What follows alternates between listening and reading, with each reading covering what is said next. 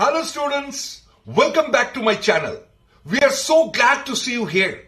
Stay tuned for more exciting content and feel free to engage with us in the comments or share your thoughts. I hope your JEE preparation is going fantastic and you are also revising the content periodically. Consistent revision is the key to solidifying your understanding and boosting your confidence. Keep up the hard work, stay focused, and remember, every bit of effort brings you closer to your goal. Today we are going to start with our 6th tutorial on permutation and combination. And today's content is all about summation of numbers, inclusion and exclusion principle, and grid-based problems. Don't forget to subscribe, like, and share the content with others. Your support helps us grow and bring you more amazing content like this. Stay tuned and let's keep the learning going. Let's dive right into today's topic. Thanks once again for joining us. Now in this part, we are going to find out the sum of numbers. That is, suppose I've given you 3 digits. Let us say 1, 2 and 3. Now if I ask you how many 3 digits number you can form by using all the digits 1, 2 and 3, where no repetition will occur. So you will say that the 3 digits number will be factorial 3, that is total 6 numbers can be formed. Yes or no? We have been given 3-digit number. We have been said to form how many number of 3-digit numbers you can form. That's the question. So it's pretty easy to calculate, to find out how many number of numbers you are going to get from these 3 digits when no repetition is allowed. It's factorial 3. So we are actually getting 6 such numbers. Now the question comes, if I want to add all those 6 numbers, what will be the summation? That's the question. Now check it this one. What are the numbers that we are going to have? We are going to have 1, 2, 3. These are the 6 numbers that will be formed.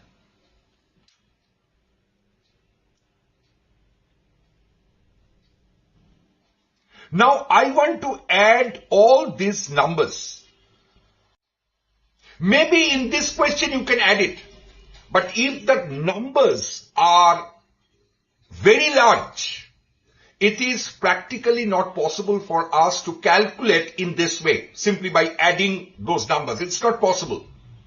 So definitely we have to form some logic, some formula by virtue of which we can solve this thing easily. But first, we have to understand the logic. Now, in this question, see this one. Suppose if I give you, forget about this sum, think about this.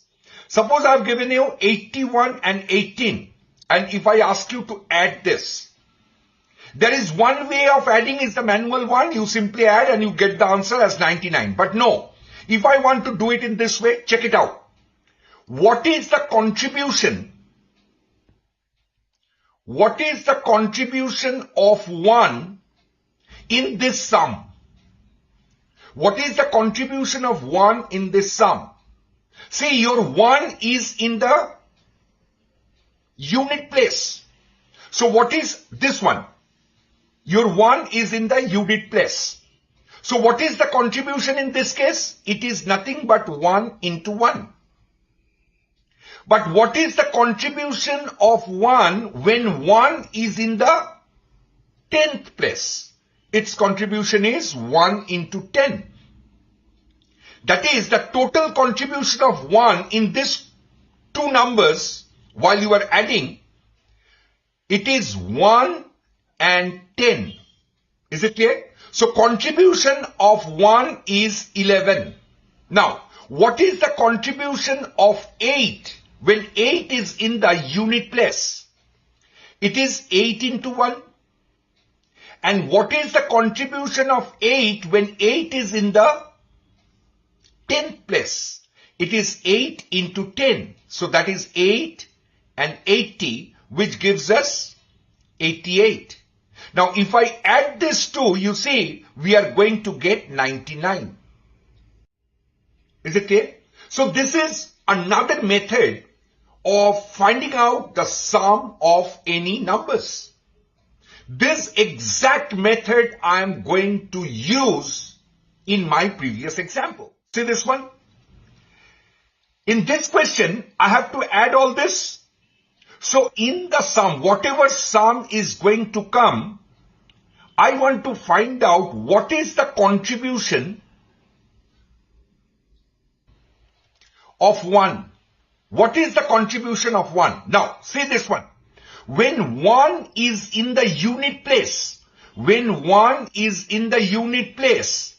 these two places can be filled by 2 and 3 in factorial 2 different ways. And in these two cases, your 1 is in the unit place. So its contribution is factorial 2 into 1 into 1. Now, when 1 is in the 10th place, what is the contribution of 1 when 1 is in the 10th place? These two places again can be filled in factorial 2 different ways. And in these two ways, your 1 is in the 10th place. So its contribution is 1 into 10. When 1 is in the 100th place, its contribution will be factorial 2 into 1 into 10 square. Am I correct or not? Therefore, the total contribution of 1 is nothing but factorial 2 into 1 into 1 plus 10 square. Am I correct or not? Now, in the similar way, if I try to find out what is the contribution of in the sum, what is the contribution of 2 in the sum? Again, the same method. When 2 is in the unit place, what is its contribution? These two places can be filled by 1 and 3 in factorial 2 different ways. 2 is in the unit place, so its contribution is 2 into 1. When 2 is in the 10th place, what is its contribution? Again, factorial 2 into 10, because 2 is in the 10th place. Again, when 2 is in the 100th place, its contribution is what? Factorial 2. Why I am multiplying with factorial 2? Because there are 2 digits left, 1 and 3. They can arrange in these two places in factorial 2 different ways. Into 2 into 10 square. So again, the contribution of 2 is factorial 2 into 1 plus 10 square. In the similar way, what is the contribution of 3? In the similar way, we will get its factorial 2 into 3 into 1 plus 10 square. So what is the sum? When we add all those 6 digits, the 6 numbers of this 3-digit number, we are going to get its sum like factorial 2, 1 into 1 plus 10 square. This is the contribution of 1 in the sum. Contribution of 2 in the sum is factorial 2 into 1 plus 10 square. And the contribution of 3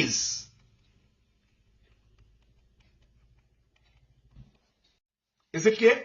So this can be a great logic of finding out the sum of this 3-digit number by using the digits 1, 2 and 3. I have considered this example. You can take, a 5-digit number or 4-digit number, doesn't matter. But let us try to see what actually it is coming. If we add this, we are going to get this summation. And if we add, we are going to have, if I take factorial 2 into 1 plus 10 square common, we are having 1 plus 2 plus 3. So from here we can write factorial 2 into, this is in GP. So I can write this thing in this way, 10 cube minus 1 by 10 minus 1 into 1 plus 2 plus 3. Why I'm not adding? Because I want to generate a formula out of this. So factorial 2 into 10 cube minus 1 divided by 9 into 1 plus 2 plus 3. So what conclusion we can draw from this result? This is actually the sum of all those 6 numbers. You see, here it is 2. How we got to? In this way we will remember. Now I am going to generate the formula. Here it is 2. How many digits are there? How many digits we have considered? We have considered 3 digits. Now if we consider n digits, then the sum of all those n digit number will be, what will be the sum? It will be, here it is factorial 2 when 3 digits are considered. Now there are n digits we are considering, so what will be the sum? It will be n minus 1 factorial straight away. Now what is this? This is basically 10 cube minus 1 by 9. From where this 3 is coming? 3 digits have taken, that is why 3 is coming. So we can write here as 10 to the power n minus 1 by 9. In the similar way I'm writing. And what about this? These are the 3 numbers which are given to us. So it is multiplied with sum of all digits given. Is it clear? So I can treat this thing as a formula for finding out the sum of n digit numbers given to us. Is it clear to everyone or not? If there are n digits, the sum of this n digits, I mean the numbers we will form is factorial n. Now all these numbers, if I add, the addition will be n minus 1 factorial into 10 to the power n minus 1 by 9 into sum of all the digits. Treat this thing as a formula. N is what? N is the total number of digits given to us. Okay? So n minus 1 factorial into 10 to the power n minus 1 by 9 into sum of all the digits. Now if I ask you, if I give you a question something like this, see this one, find the sum of all 5 digits number formed by 1, 3, 5, 7 and 9. Let me just write the formula again here to give you a good grasp on the problem. It is n minus 1 factorial 10 to the power n minus 1 by 9 into sum of all the digits.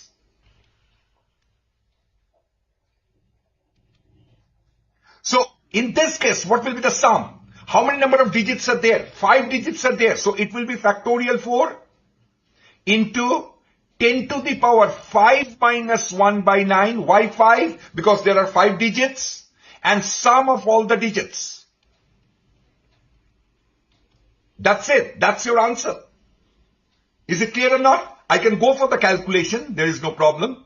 It is actually 24 into, this is coming like minus 1 divided by 9. And this gives us 25. And if I go for this, 24 into 99999 divided by 9 into 25. So you are going to get 24 into 25. So our answer will be, this is our answer. Okay. I'm not excited about this answer. What I try to explain you is that how I'm using, first we have understood the logic and then we have established a formula and now we are using that formula in the problem. Okay, that's a cycle. First you understand the logic, then you remember the formula, then you apply the formula in the problem. Is it clear? Is this problem clear to everyone? Okay, let's take another way of solving this kind of problem. This is one way I have shown you. Now let me just go for the answer is this that we exactly got. Let us just try to solve this problem by another method. This is method 2. Answer will be same. Let us check. Now here, one thing we can observe that the digits which are given to us are in AP. Now the method that I am going to show you is only applicable for those digits when you find that the digits are in AP. If the digits are not in AP, my second method will not work. It is only when the digits are in AP, this method 2 is going to create a miracle. And we can solve it very quickly. Okay, let's check it. You see, we are having the digits 1, 3, 5, 7 and 9. Now what is the lowest 5-digit number that you can form from these 5 digits? What is the lowest number that can be formed by these 5 digits? It is 1, 3, 5, 7, 9. After that, what number will come? 1, 3, 5, 9, 7 and so on and so forth. And what will be the maximum number? The maximum 5-digit number which can be formed from these 5 given digits will be 97531. Am I correct? Now let us denote the sum of all those numbers, which is actually how many numbers are there? Factorial 5, which gives us 120. So 120 such numbers are written in ascending order. I have written all those 120 numbers in ascending order. Is it clear? Now let me write the same thing in the reverse order. So it is 97531 plus what number will come just before this? The number which is just before this will be 97513. Am I correct? So now this number will come here. And now this thing goes on. So this will come here and this will come here. Right? Now if I add, what we are going to have? 2 times s equals to, if you add this one, what we are going to have? It is 111110. Correct? 3, 4, 5. Yes. Again, if you add this one, again you are going to have, and this thing goes on. Even if you add this, again you are going to have this. The same number is coming. Yes or no? How many times you have written that? 120 times, because you have already arranged those 120 numbers in ascending order. Therefore, the sum will be into 120. So that gives us how much? 1. Okay. Now, if I divide it by 2, what you are going to have?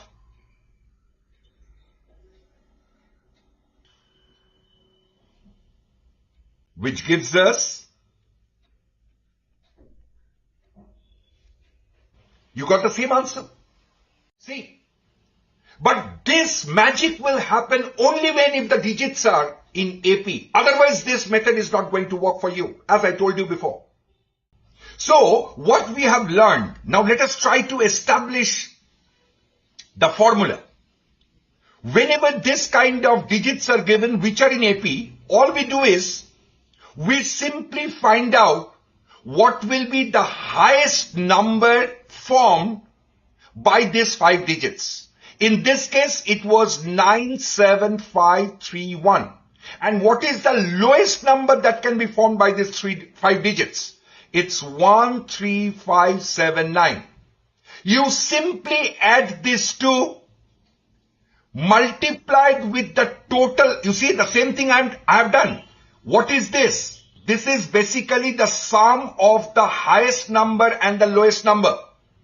And then you have multiplied with 120. 120 is what? The total numbers that will be formed. So in this case, it will be factorial 5. Because there are 5 digits, so I have multiplied with factorial 5. Because factorial 5 number of numbers can be formed. And then what is S? S is simply divided by 2. That's it. That's it. That will be your sum. So what we have learned, if there are 5 digits, or we can say if there are n digits, so you simply write factorial n into lowest number plus highest number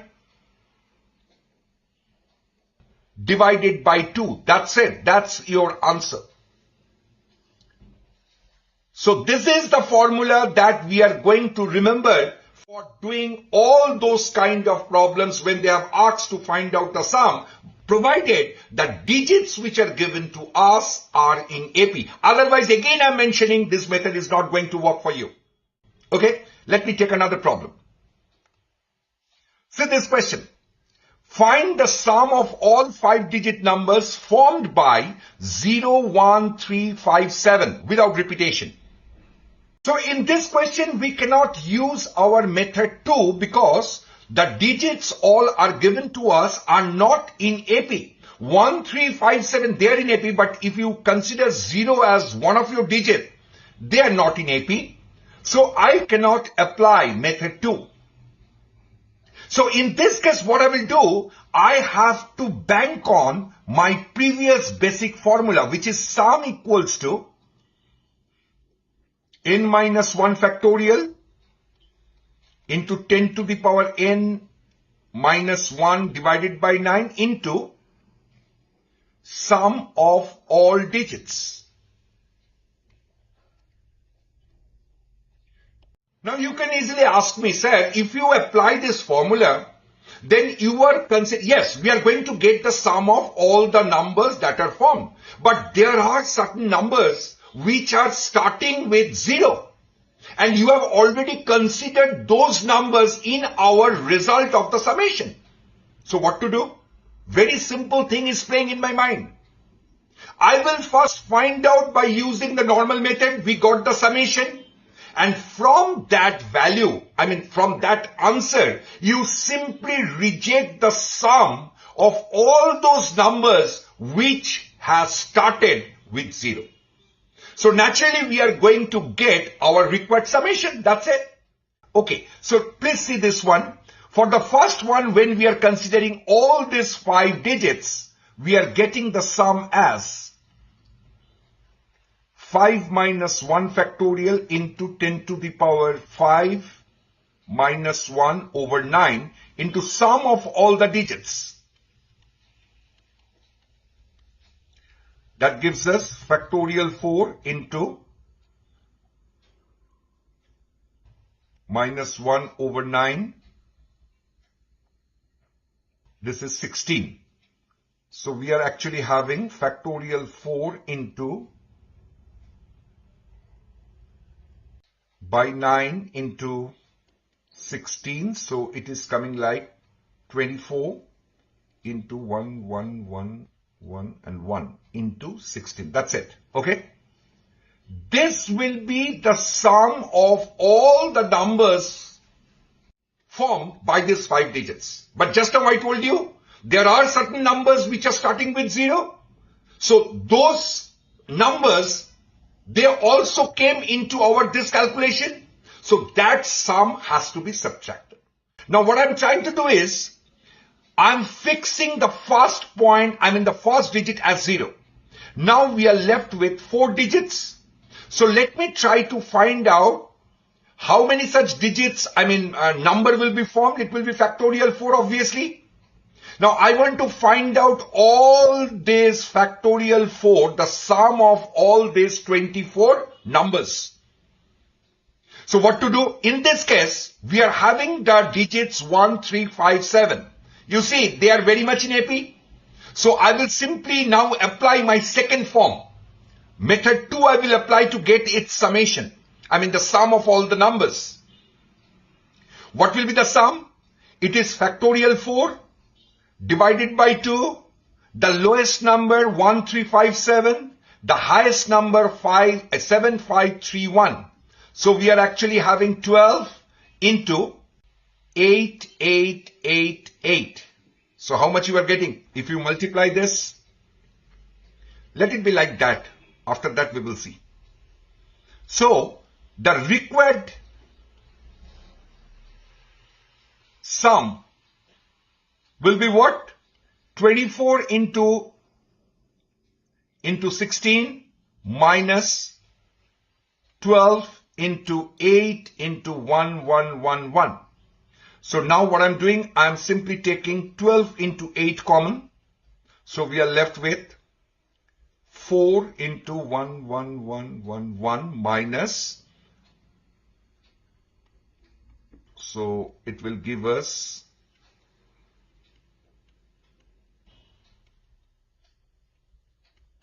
so we are left with 96 into 43333. Correct? So now we are going to have this thing as answer will be 4159968. Okay? This much calculation you have to do. There is no other way. Okay? Have you understood this problem clearly? What I have done? Since 0 was involved in it, so what I first did is that I found the sum of all these 5-digit numbers. But there are certain numbers which are all starting with 0. So it is actually becoming a 4-digit number. But their sum also came into my consideration. So all I have done is I have simply subtracted the sum of all those numbers which has started with 0. That is, it's a 4-digit number. So that sum I have subtracted from this one to get my final answer. Is it clear to everyone? Absolutely. Okay. So now let's move for our next conception. So now we are going to start with Inclusion-Exclusion Principle. This principle is not new to us. This we have already covered in set theory. But it has a great impact in solving problems in permutation combination. Okay? So let's see what the principle states. The principle states that if suppose we are having two sets, say it is set A and this is set B, and this is our universal set. Now we all know that number of elements in A union B is basically NA plus NB minus N of A intersection B. Okay. In the similar way, we have learned this if there are three sets.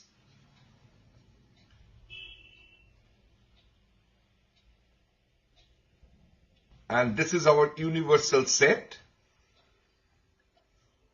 This set is A, this is B, and this is C. Then we know that the cardinal number of A union B union C is NA plus NB plus NC minus NA intersection B, NB intersection C, NC intersection A plus NA intersection B intersection C.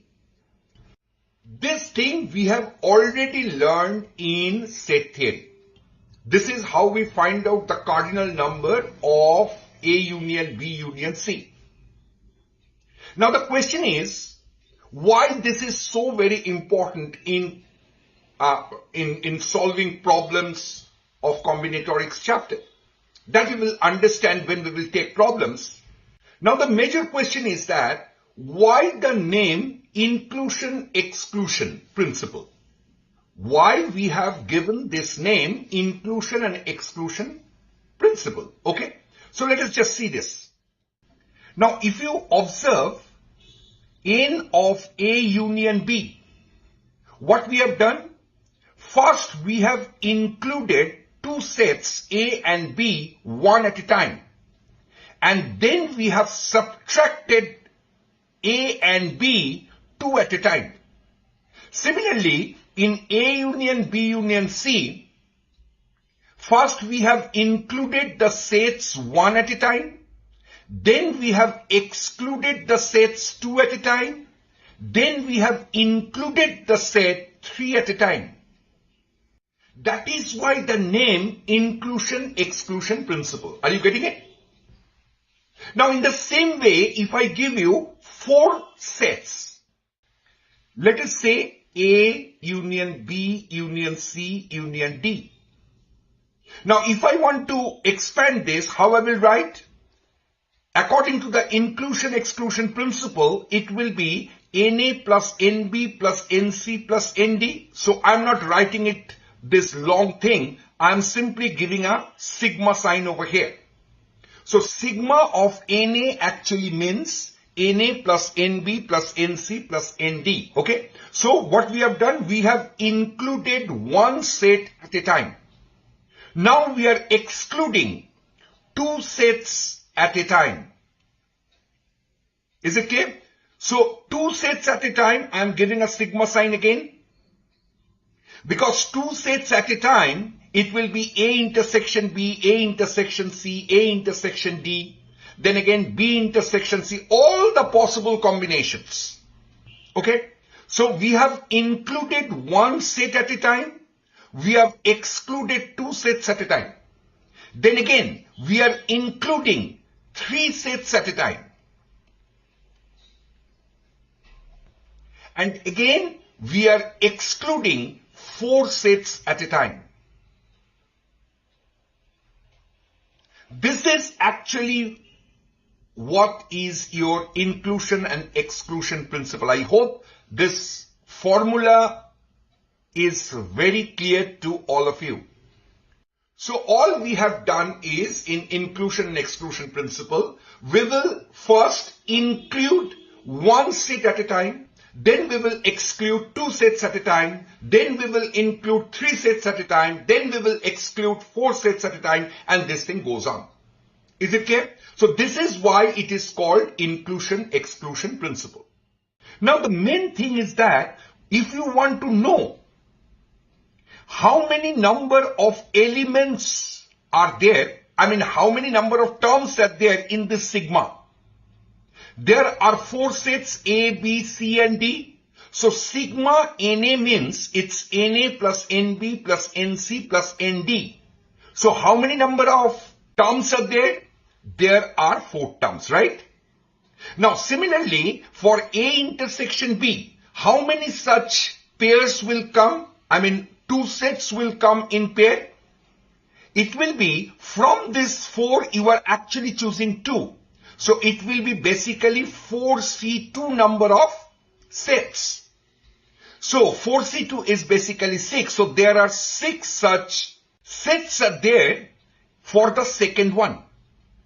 Now, when we have taken 3 sets at a time, if I ask you how many number of such sets will be formed, your answer will be there are 4 sets. So out of that you are choosing 3. So it will be basically 4C3 number of sets. That is actually 4C1, which is equals to 4. So there will be 4 such sets when 3 sets are taken at a time. And for the 4 sets taken at a time, that will be only 1. And that is the reason why I have not given any sigma sign at last. Is it clear? Is this inclusion-exclusion principle to you? It is clear to you? Now, one thing you must remember, that for this one, you can go for expansion of 5 sets, 6 sets, 7 sets, even 10 sets. But generally, in the examination, maximum they will give you 4 sets. They will not exceed more than 4 sets. Okay, but even if they give, you can solve it by the method of the way that right now I taught you. Is it clear? Okay, so let's take some problem based on that. So this question, find the number of 3-digit numbers with at least 1 5 and at least 1 6 are there. Now this problem can be solved by normal method.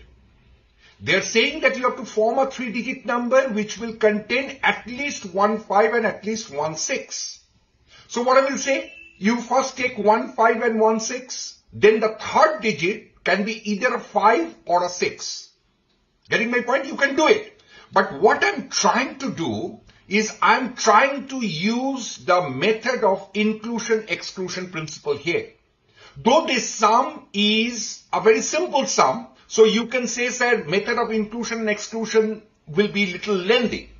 I accept that. But to understand the principle, this is one of the best sum to take as an example.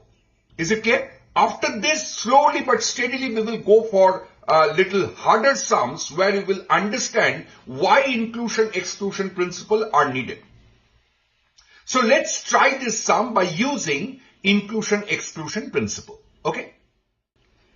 Now, find the number of 3-digit numbers with at least 1 5. So what I'm doing is I'm taking a set A where no 5 has occurred. Let me take a set B where no 6 has occurred. Okay? So what is set A? Set A contains all the 3-digit numbers in which no 5 has occurred at any place.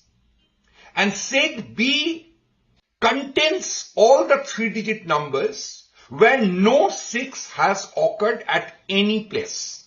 Okay? So now, what is A union B? It means, according to the inclusion-exclusion principle, this is NA plus NB minus N A intersection B. So now let me just calculate this. NA means you are actually, what is NA? NA is actually a 3-digit number where no 5 has occurred. So this place can be filled in. This place cannot be filled with 0. Neither 5 will occur. So these 2 digits will not come in this place. So this place can be filled in 8 different ways. This place can be filled in 9 different ways, because here 0 can come, but 5 has not come, because 5 is not coming at any place of this 3-digit number. Again, this place can also be filled in 9 different ways. So the total number of 3-digit numbers where no 5 has occurred is 8 into 9 into 9. That gives us 8 into 81. That gives us 648. Is it clear? So NA is the total number of 3-digit numbers that are formed which does not contain 5. Now let us consider in the similar way, what about your NB? NB is what? It's a 3-digit number, but none of these digits are 6. So again, in the similar way, this place can be filled in 8 different ways. Why? Because 0 cannot come and 6 will not come. This place is filled in 9 different ways, and this place is filled in 9 different ways. Because again, here 6 is not coming. 0 can come in the 10th or unit place. There is no problem. And one thing you should be very careful. In this question, they have not said anything whether repetition occurs or not. So by default, the repetition occurs. That is why we are taking in this way. So total number of elements in set B is 8 into 9 again. So which gives us 648. Now, what is the total number of elements in A intersection B? What do you mean by A intersection B?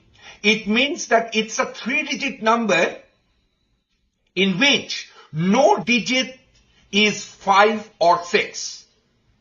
No digits are 5 or 6. Other than these 2 digits, any digit can come in these 3 places. So this place can be filled in 7 different ways because 0 cannot come, 5 will not come and 6 will not come. So 7 different ways of filling this 100th place. And the total number of ways of filling the 10th place will be 8 because 5 and 6 will not come, 0 can come here. Again, in the similar way, the unit place can be filled in 8 different ways. So total number of elements in A intersection B is 7 into 8 into 8. That is 7 into 64. That gives us 448. Okay. So now what is N of A union B? That gives us 648 plus 648 minus 448. So that gives us 200. So that gives us 848. Is it clear? So this is what? 848 is the total 3-digit numbers in which no 5, at the same time no 6 has occurred. Is it clear? Now, one thing we have learned in set theory which is called De Morgan's law.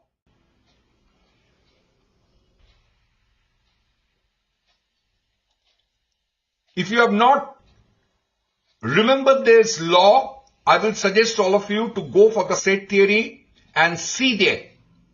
De Morgan's law states that N of A intersection, A complement intersection B complement is same as N of A union B whole complement. So which can also be written as N of the number of elements in the universal set minus number of elements in A union B. Now, in our case, in this case, A union B means no 5 has occurred and B is no 6 has occurred. So what do you mean by N of A complement intersection B complement? What do you mean by this?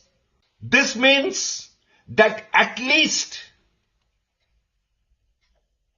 1 5 and at least 1 6 has occurred.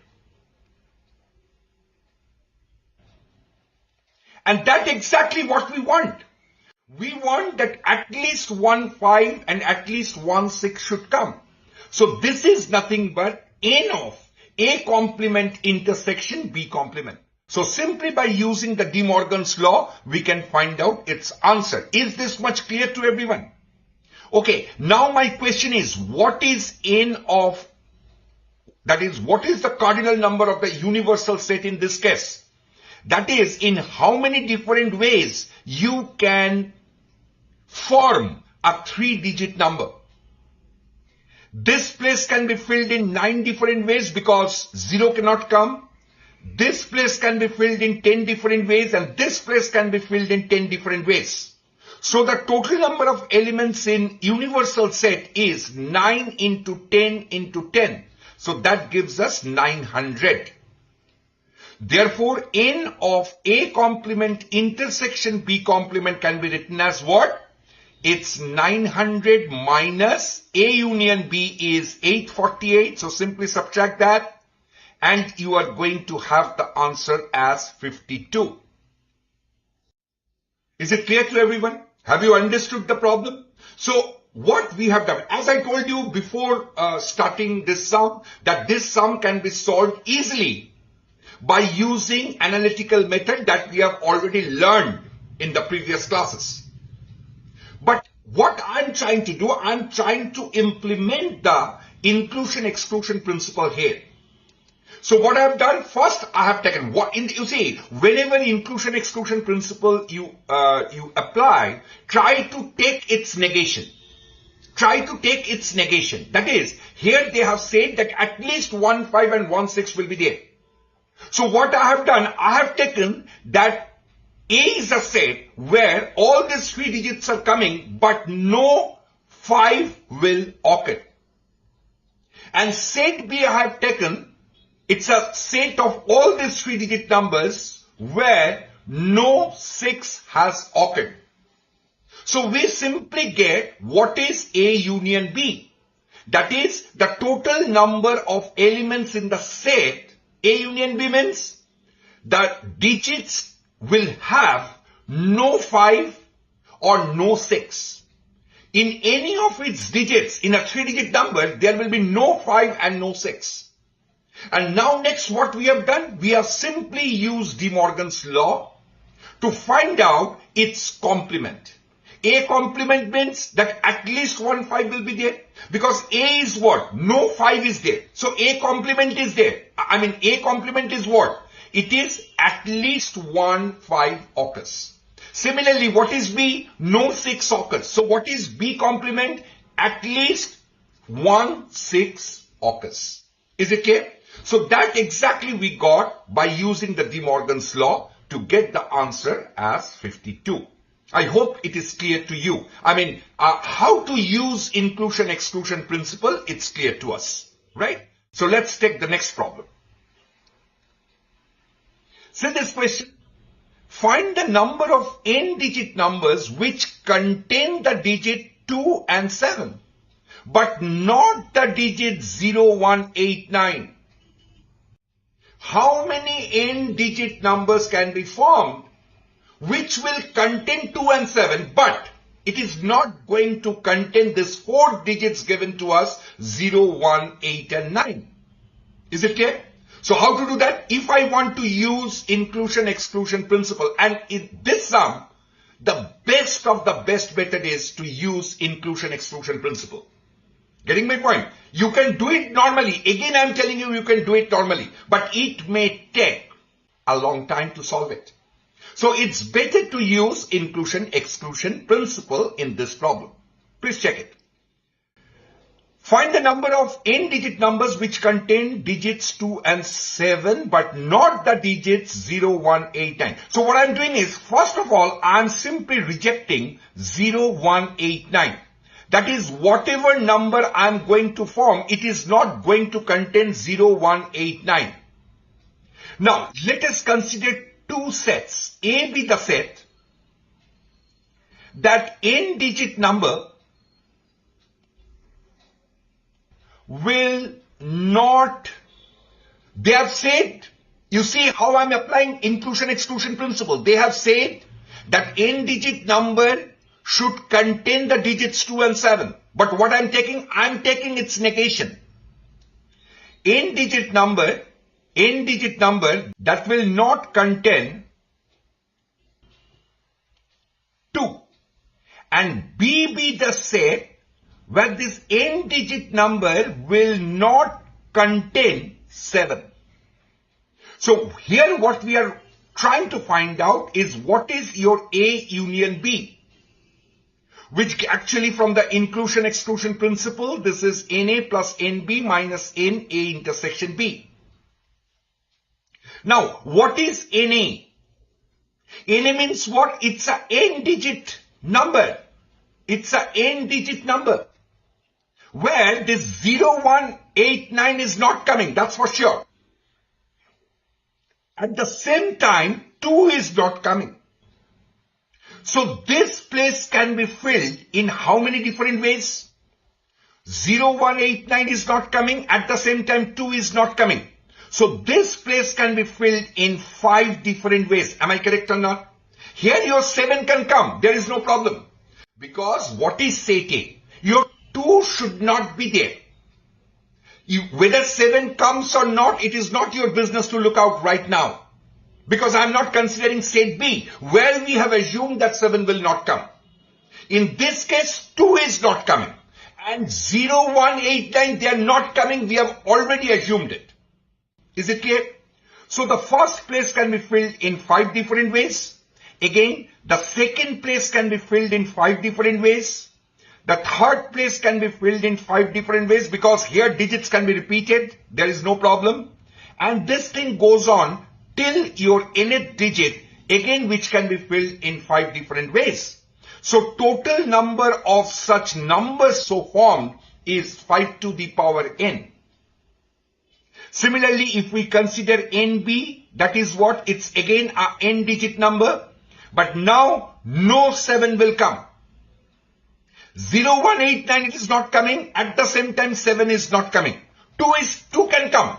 I have no restriction when we are considering set B. So again this place can be filled in. So this place cannot be filled with 0, 1, 8, 9 at the same time 7. So we are left with 5 digits. So this place can be filled in 5 different ways. This place 5, this place 5, again the last place 5 ways. So total number of elements in set B is 5 to the power n. Is it clear to all? Now let us find out how many number of elements are there in A intersection B.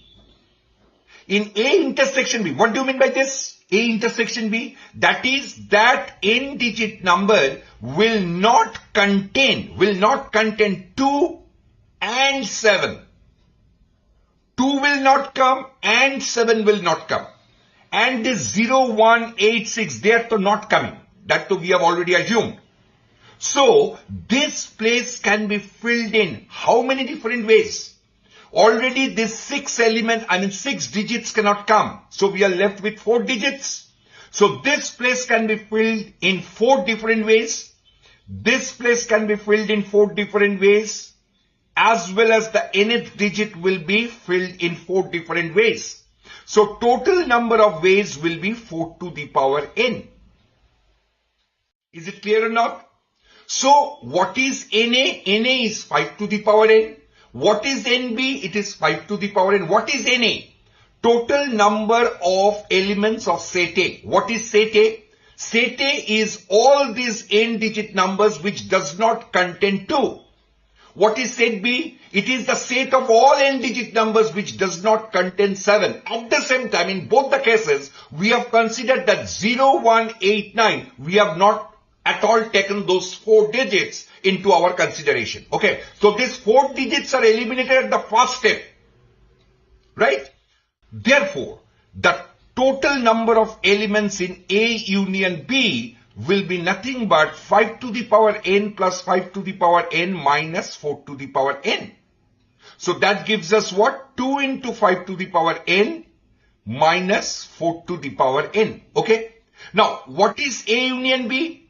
This is the total number of numbers which are there in the set in which no 2 has occurred in this n digit or no 7 has occurred at any place of this nth digits number. Getting my point? So what you want that A complement intersection B complement. What do you mean by this? It means that at least, what is A complement? It is at least 1 digit is 2, and what is B complement? At least 1 digit is 7 in this nth digit number. So again, from the De Morgan's law, what we will say? We will say it is equals to n of A union B whole complement. That gives us n of U means universal set, minus n A union B. Now we have to find out what is number of elements in the universal set. Now what is the universal set? Universal set is the nth digit number, the n digit number. How many n digits number you can form? Only thing is that you are not taking 0, 1, 8, 9. That's it. That's the only criteria.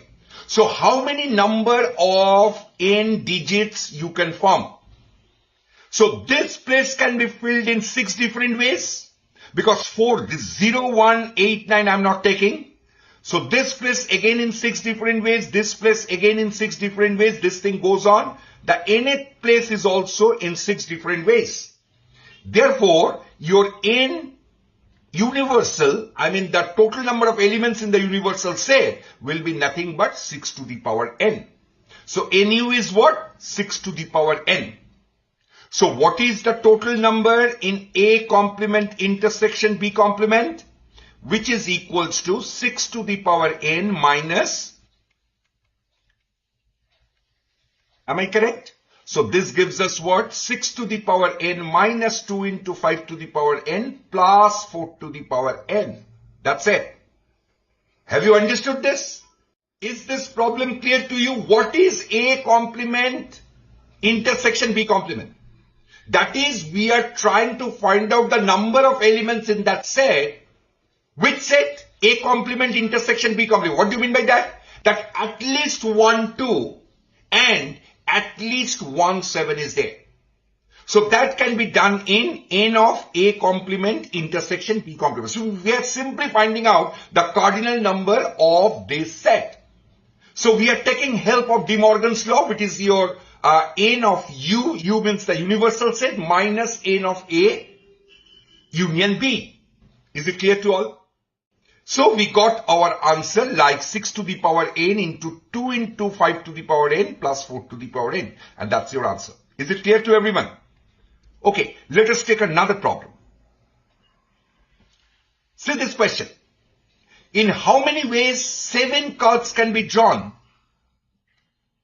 from a complete pack of 52 cards so that all suites are present?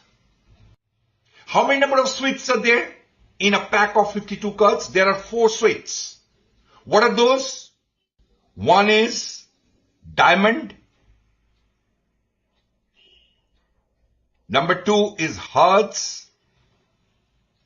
Number 3 is clubs. And number 4 is spade. These are the 4 suites we have in a pack of 52 cards. The question is, in how many ways you can draw 7 cards from this pack of 52 cards so that all suites are present? So what I will try to do, again I will go for implementing the inclusion-exclusion principle. So for that I will start with the negation. As I told you, whenever you are using inclusion-exclusion principle, always start with the negation. Whatever they have asked for, you simply take the reverse one of that. If they say that 2 will be present, you take that 2 is not present. Getting my point? So let me consider 4 sets here. Set A is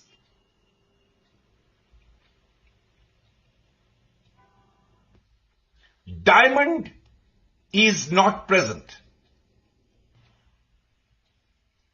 Set B is hearts are not present.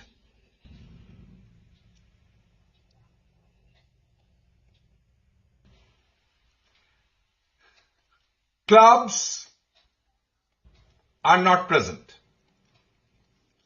And let us say D, spades are not present. Is it clear? So what I want to find out is basically, I want to find out what is A union B union C union D. What do you mean by that? What is n of A union B union C union D? A means what? No diamond is there. B is what? No spade is there and no hearts is there. C is what? Clubs is not there, and D is what? Spade is not there. So what you are actually finding out? N of A union B union C union D means what?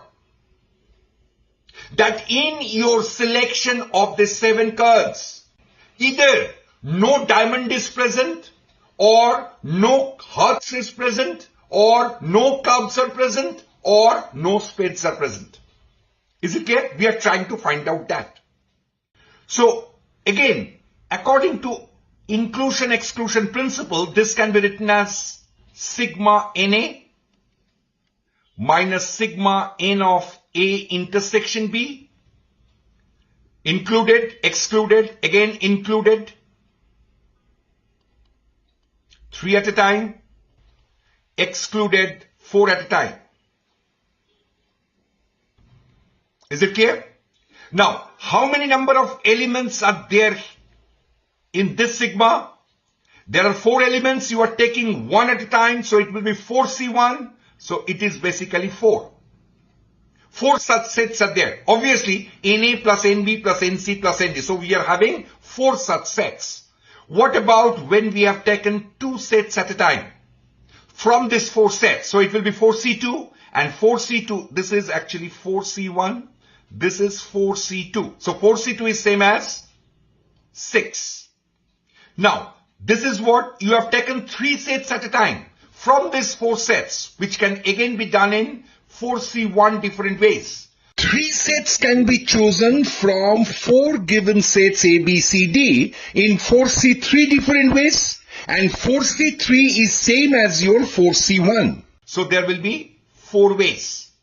And this is, obviously there is only one way, so this is your one way. Okay? Now, let us try to consider what is your N of A. What do you mean by N of A? That is, you are actually drawing 7 cards. You are actually drawing 7 cards, 13 diamond cards, 13 hearts, 13 clubs and 13 spade. So you are taking 7 cards. Neither of that card is coming from diamond. Right? So first of all, what I will do, I will simply keep this 13 diamond cards aside. So we are left with only 39 cards. And from that 39 cards, I am simply drawing 7 cards. That's it. From 39 cards, you are drawing 7 cards. What does this 39 cards actually coming from which suit?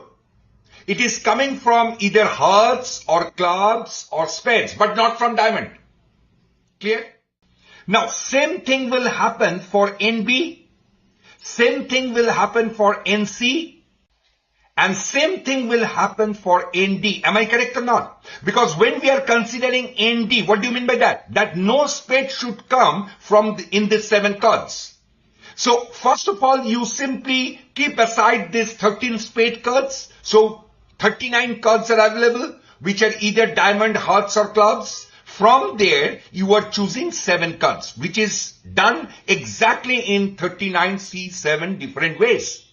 So total number of ways for the first sigma will be what? This will be nothing but 4 times 39C7. Is it clear? Now let us again come for what is the second part. That is, we want to find out what is N of A intersection B. What do you mean by A intersection B? That is the card, the 7 cards that you have drawn. It will neither have a diamond card, nor it will have any hearts card. What is A intersection B? A is what? That in the drawing of 7 cards, there is no diamond. What is your B event? B set. B set is that your 7 cards should not come from hearts. Right? So what is A intersection B? That is, whatever 7 cards you have drawn, neither it is coming from the diamond suit, nor it is coming from the heart suit. Is it clear? So simply by the same logic, what I will do, I will keep this diamond and hearts aside. So we are left with 26 cards. So from that 26 cards, I will simply draw 7 cards. And this will happen for all the cases under this sigma. Yes or no? Because here you are taken A intersection B. That is, we are assuming that diamond and hearts are not coming. But when you will take B intersection C, because that set will come under this sigma. In that case, B intersection C means what? No hearts and clubs are coming. So obviously the 7 cards will be drawn from either diamond or spade. So again the same method will be applied and we will get 26C7. So for all these cases, we are always going to have 26C7 different ways. And how many such sets are there? We have already calculated. It will be 6. So it will be 6 times 27C7. Is it clear? Is this clear? No doubt about it. Okay. Now let us come for the third one. What is it? It states that it is N of A intersection B intersection C. What do you mean by this? That is the cards which are coming. You have drawn 7 cards. That 7 cards is neither coming from diamond, nor coming from hearts, nor coming from clubs. So these 7 cards are actually drawn from where? From these 13 spade cards. So these 7 spade cards, because diamond I'm not taking, hearts I'm not taking, clubs I'm not taking, it means that 7 cards will be drawn from the spade itself. So that can be chosen in 13 C7 different ways. Tell me yes or no. How many number of spade cards are there? Because in each suite, we are having 13 cards. Yes or no? So from the spade suite, what we have 13 cards. Out of that, we have to choose 7 because we have not taken diamond, hearts and clubs. Clear to all? Therefore, this can be filled. I mean, this, how many number of ways of doing this? It's 13 C7. Okay. Similar case for all the cases. Here we have having 4 such sets. But for each, considering that 3 sets, for each individual cases, we are always going to have 13 C7. Therefore, total number of elements in this, under this sigma, will be 4 times this. Is it clear? Now let us come for what is N of A intersection B intersection C intersection D. What do you mean by that? That the cards are neither coming from hearts, nor from clubs, nor from diamond, nor from spade. So from where I will draw 7 cards?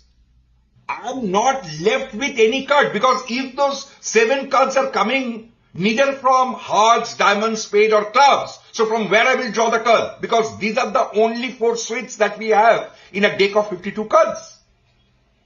So N of A intersection B intersection C intersection D will be nothing but 0, because there is no possibility of drawing 7 cards which are not coming from diamond, hearts, clubs or spade.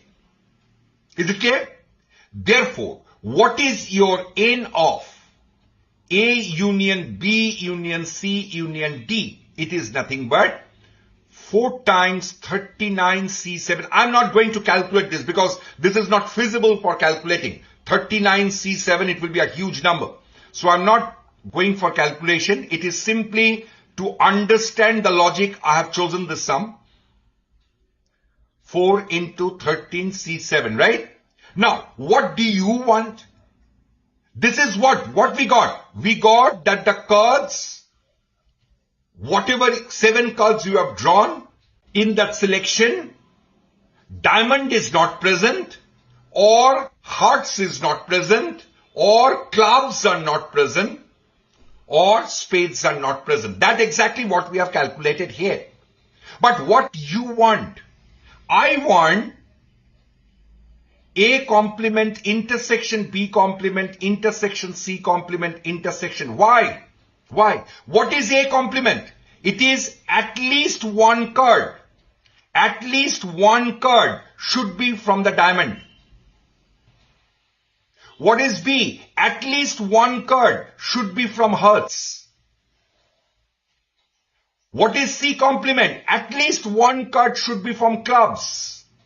And what is D complement? At least 1 club should be from spades. Getting my point? So this can be written as what? This is exactly what we want. So this can be written as what? N of A union B union C union D whole complement. Again, from De Morgan's law. So this can be written as N of U. U is the universal set. In A union B union C union D. Now what is the universal set? That is, in how many different ways? In how many different ways you can draw 4 cards? In how many different ways you can draw, 7 cards from the pack of 52 cards where there is no restriction. Where there is no restriction. So that can be done in what? 7 different ways. Am I correct? 52 cards are there. You are only drawing 7 cards out of it. So that can be done in 52C7 where there is no restriction. Minus whatever answer we got from here. It's 4 into 39C7 minus 6 into 26C7 plus 4 into 13C7, and that's your answer. Is this clear to everyone? Have you understood? See how simple it will be if you use inclusion-exclusion principle. But one thing you must remember, the moment you have decided that you are going to apply inclusion-exclusion principle, you should always start from its negation. That's the best way to approach in inclusion-exclusion principle method. Is it clear? Let's take the next problem.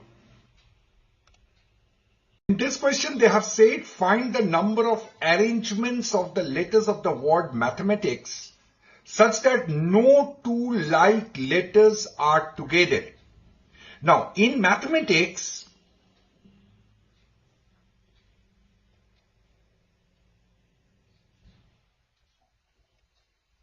we are having two M's, we are having two A's, and we are having two T's, right? And all other are distinct. That is H, E, I, C, and S, right?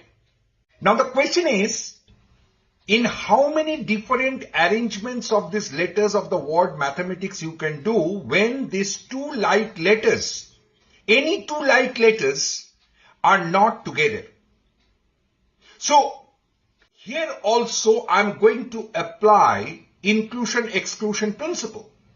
But again, I will start with its negation. What is that? I will first say, let A be the set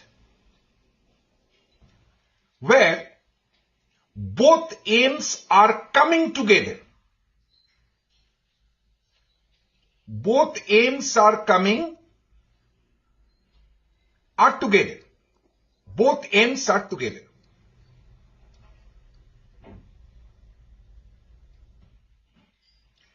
B be the event, both A's are together.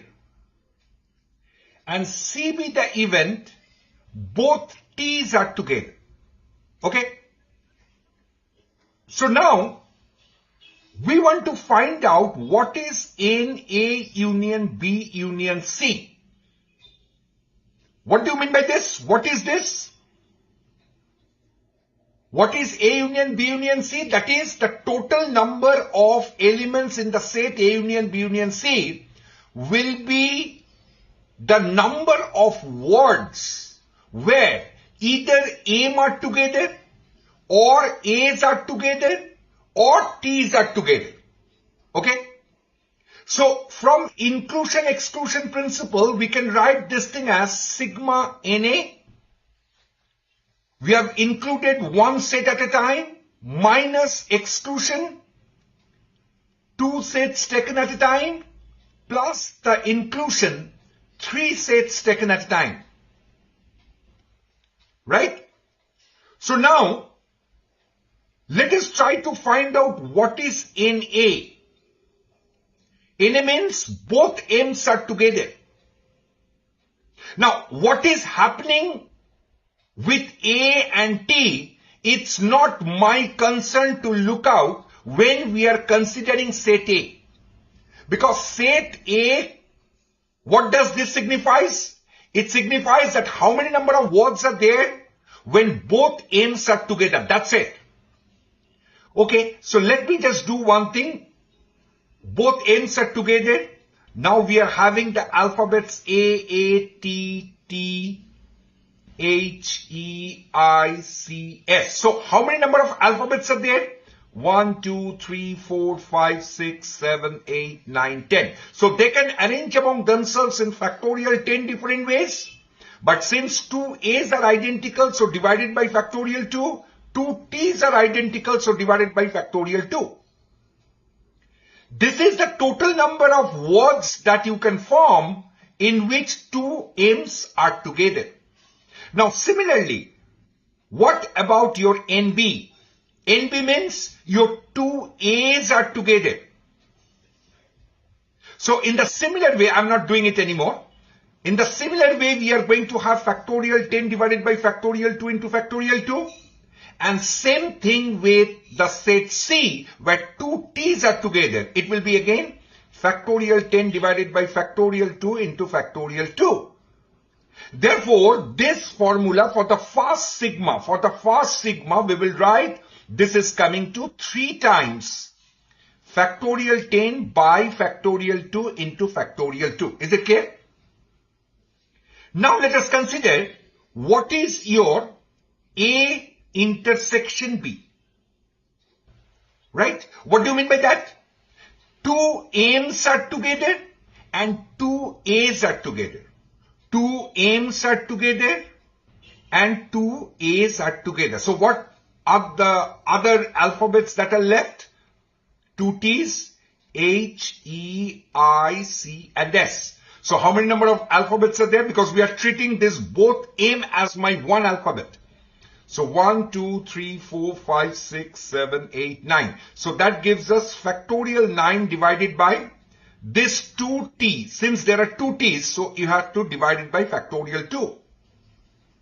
So this is the total number of ways in which two M's and two A's are together.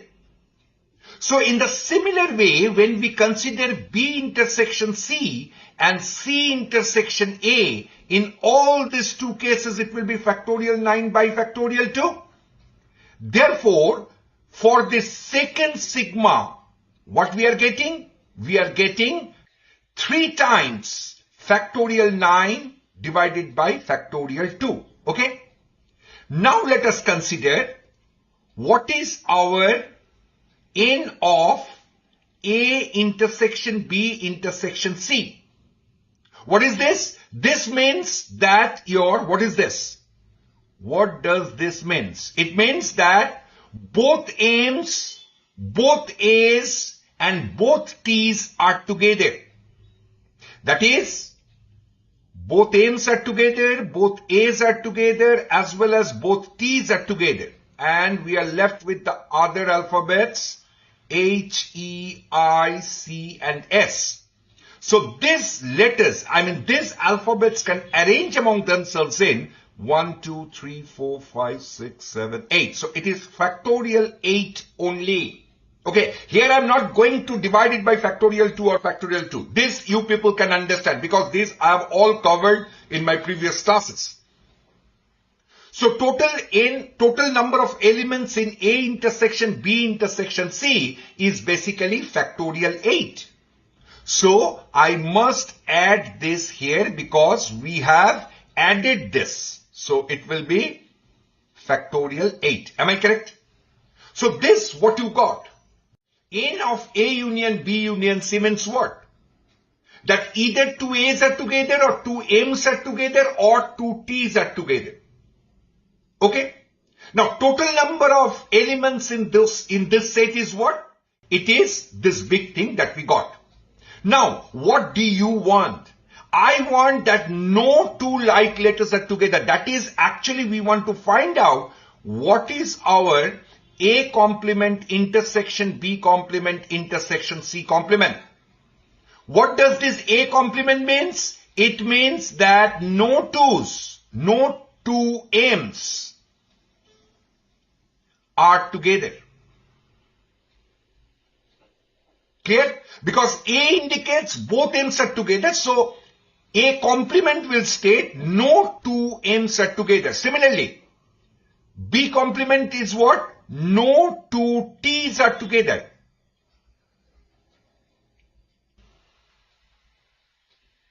And what about C complement? No two A's are together, right? So this can be written as what? Again from the De Morgan's law. It is A union B union C whole complement, which can also be written as N of universal set minus N of A union B union C. What is universal set? That is the total number of words that can be formed by taking all the alphabets of the word mathematics where there is no restriction. So that will be what? How many number of alphabets are there? There are 11 alphabets, right? So total number of words that can be formed is factorial 11 divided by factorial 2 into factorial 2 into factorial 2, right? And A union B union C, we got this one. So we have to subtract that. So it gives us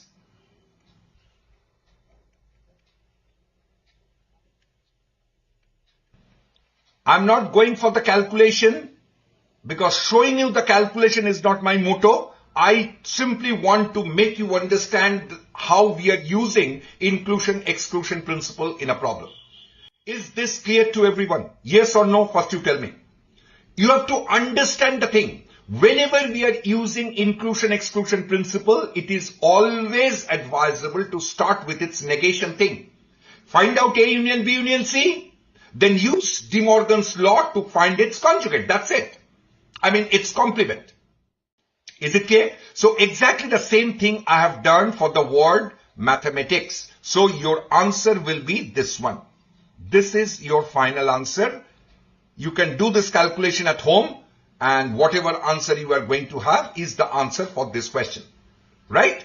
Okay, let's move for the next problem. So this question. There are 5 distinct balls. There are 5 distinct balls. And there are 3 distinct boxes. Let us say we are having 3 distinct boxes. Let me just give a name of this box. Let it be A, this one is B, and this one is C. Now the question is, in how many different ways these 5 distinct balls can be distributed in these 3 distinct boxes such that no box remains empty? You know, you can do this problem by some other method, which is called your grouping method. I'm not going in details of that because yet we have not completed. In the coming session, we will complete that. Then we will do the same sum by using grouping method. Okay? But in this case, we know inclusion-exclusion principle. So in this problem also, I'm going to apply inclusion-exclusion principle. See how I'm using. Let me say A be the event, A be the set which your box A is empty. They have said no box remains empty. So I'm taking its negation. That is box A is empty. Next is B. B be the event that box B is empty. And let us take the set C, which is box C is empty. Now I want to find out how many number of ways are there when these 5 distinct balls are distributed in these 3 distinct boxes where either A is empty or B is empty or C is empty. So for that what I am going to do, I will simply apply my inclusion-exclusion principle. So this is sigma n of A intersection B, included, excluded, then again included. Clear? So now let us try to find out what is our NA. NA means what? These 5 balls are distributed in these 3 distinct boxes such that box A remains empty. Box A is empty. So in how many different ways these 5 balls can be placed in these 2 boxes? So in that case what I will do, this first ball, it has 2 options. Either it can go in box B or it can go in box C. So there are 2 options for first ball. For the second ball again it is having 2 options. Either it go in B or in C because it cannot go in A. A is empty. Again for third ball it can go in 2 ways. Fourth ball same, fifth ball same. So total number of ways in which these 5 balls can be distributed in these 2 boxes in 2 to the power 5 different ways. Am I correct? Same thing with NB. NB is what? Your box B remains empty. In that case, your 5 distinct balls will be distributed in A and C, again in 2 to the power 5 different ways. Same way, if we go for calculating NC, NC is what? Your box C remains empty. Again, that can be done in 2 to the power 5 different ways. Therefore, your sigma of Na gives us 3 times 2 to the power 5. Is it clear? Na plus Nb plus Nc. Na can be done in 2 to the power 5. Nb, Nc both are in 2 to the power 5. So total number will be 3 times 2 to the power 5 minus. Now we are considering A intersection B. What is A intersection B? That your box A and box B both remains empty. So all these 5 balls will go in box C. So which can be done in only one way. Because all these 5 balls are to be placed in C. That can be done in only one way.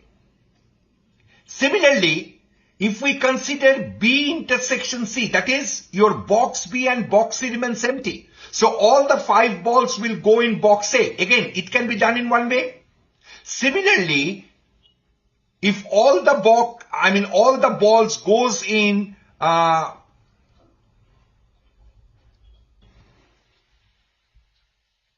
box B, it can be done again in one way. Because N of C intersection A means what? Your box C and box A, they are empty. So all the 5 balls will go in box B. That can be done in one way.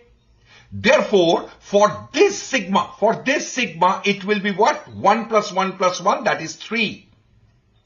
Plus, now we are considering N of A intersection B intersection C. What is N A intersection B intersection C? That is your box A is empty, box B is empty, as well as box C is empty. This is not possible. Because if you are distributing 5 balls in 3 boxes, how all these 3 boxes remains empty? It is not possible. Because you have to place those balls in any of these 3 boxes. Are you getting the point? Therefore, this will be 0. So total number of ways will give us 3 times 32 minus 3. So that gives us 3 times 31 gives us 93. Am I correct? Now, let us come for this one. This what we got? A union B union C. That is, when you are distributing these 5 distinct balls in 3 boxes, either your box A is empty, or box B is empty, or box C is empty. Okay? Now, what you have to find out? You have to find out that no box remains empty. It means what? You want to find out what is your A in complement intersection B complement intersection C complement. What does this mean? It means that your box A is not empty, and box B is not empty, and box C is not empty. So by using De Morgan's law, we can use N of U minus N of A union B union C. Am I correct? Because this can be written as, from the De Morgan's law, A union B union C whole complement, which in turn can be written in this way. Now our first task is to find out what is your NU. What is NU? NU is the universal set.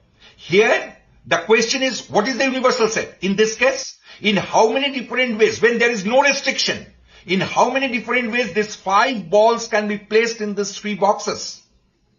Okay. So now look at very carefully. This ball can be placed in any of these 3 boxes. So that can be done in 3 ways. This can be done in 3 ways. Again this, again this, again this. So this can be done in how many different ways? This can be done in 3 to the power 5 different ways. Are you getting the point? The first ball, without any restriction, there is no restriction. In how many different ways you can put those balls in those 3 boxes. So the first ball can be placed in any of these 3 boxes. So 3 ways. The second ball again 3 ways. Again, the last ball also in 3 ways. So total number of ways will be 3 to the power 5. Is it clear?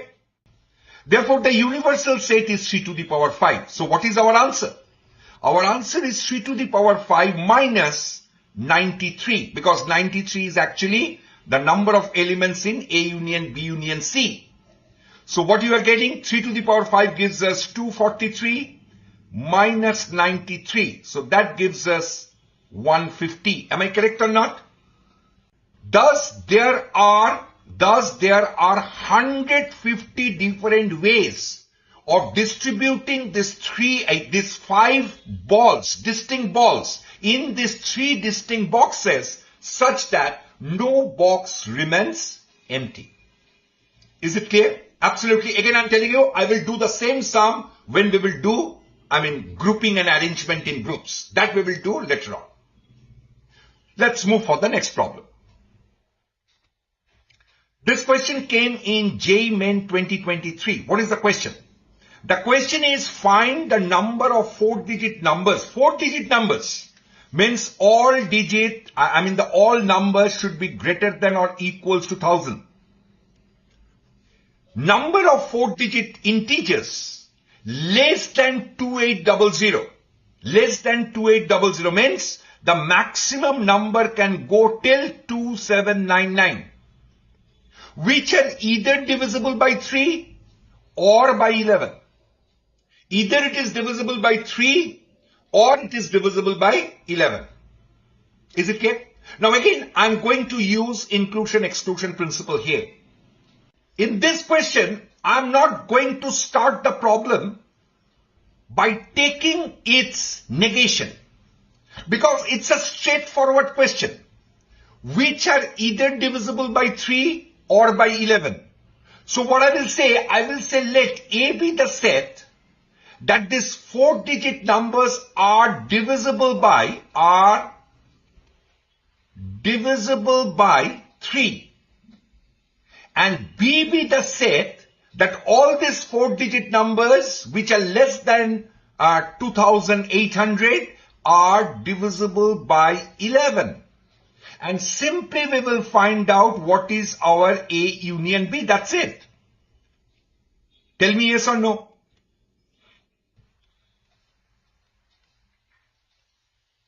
Even in this question, if you want, as I told you that whenever we are using inclusion-exclusion principle, it is better to use its negation thing. Here also you can use that. But that will be too long. And why should you do that? When they are saying that you find out the total number of 4-digit numbers which are less than 2800, which are either divisible by 3 or divisible by 11. So I will straight away do this sum. I will not take its, its conjugate. Its negation. Are you getting my point or not? So you see, there is nobody can say that this is the rule you have to follow. You have to understand the logic. You should use your common sense. As Sat told me, whenever we are using inclusion-exclusion principle, we should always take its conjugate. Its negation. Every time I'm saying conjugate. Anyways, so negation. So it doesn't mean that you have to, every time you have to take negation. Apply your own brain. That if I directly go solving this problem, I can do it more easily. So apply that. Again, using this inclusion-exclusion principle, but not taking its negation thing. Okay? So this can be written as, what is your NA? NA means you have to find out all those 4-digit numbers less than 2800, which are divisible by 3. Now the first number, more than 1000, which is divisible by 3, is starting from 1002. Then it will be 1005. And this thing will go on. And the last number will be 2799. Because 2799 is also divisible by 3. Now, they are in AP. So to find out how many number of terms are there, the number of terms in this series will be the number of elements in set A. So here we will find out what are the number of terms involved here. So A plus, it is in AP, so I'm using my AP formula, n minus 1 into D, which is your 2799. So from here we are getting n minus 1, 3 times of this gives us 1797. So that gives us 599. So n is nothing but 600. Is it clear? So NA is basically 600. That is total numbers, 4-digit numbers which are there, which are less than 2800 and divisible by 3 is 600. Now, let us try to find out what is NB. What is NB? How many numbers are there which are divisible by 11 in this number range? That is greater than equals to 1000 because it's a 4-digit number, but less than 2800. Is it clear? So, the first number that will be divisible by 11 is 1001. Then the number will be 1012. And this thing will go on. And the last number less than 2800, which is divisible by 11, is 2794. Okay? So how many number of these 4-digit numbers are there here? Again, they are in AP. So the last term, that is, just 1 second, 2794 will be equals to 1001 plus n minus 1 into D. So from here we are getting n minus 1 into 11, that gives us 1793. So n minus 1 gives us 1793 divided by 11, that is 163. So from n we are getting 164. Am I correct? Therefore, your NB is 164. Correct? Now let us try to find out what is NA intersection B. What do you mean by N intersection B? A intersection B means you have to find out those numbers between 1000 and 2800 in which they are divisible by 3 as well as 11. That is, the numbers are divisible by 33. So how many such numbers are there? The first number which is divisible by 33, which is a 4-digit integer as well as less than 2800, is 1023.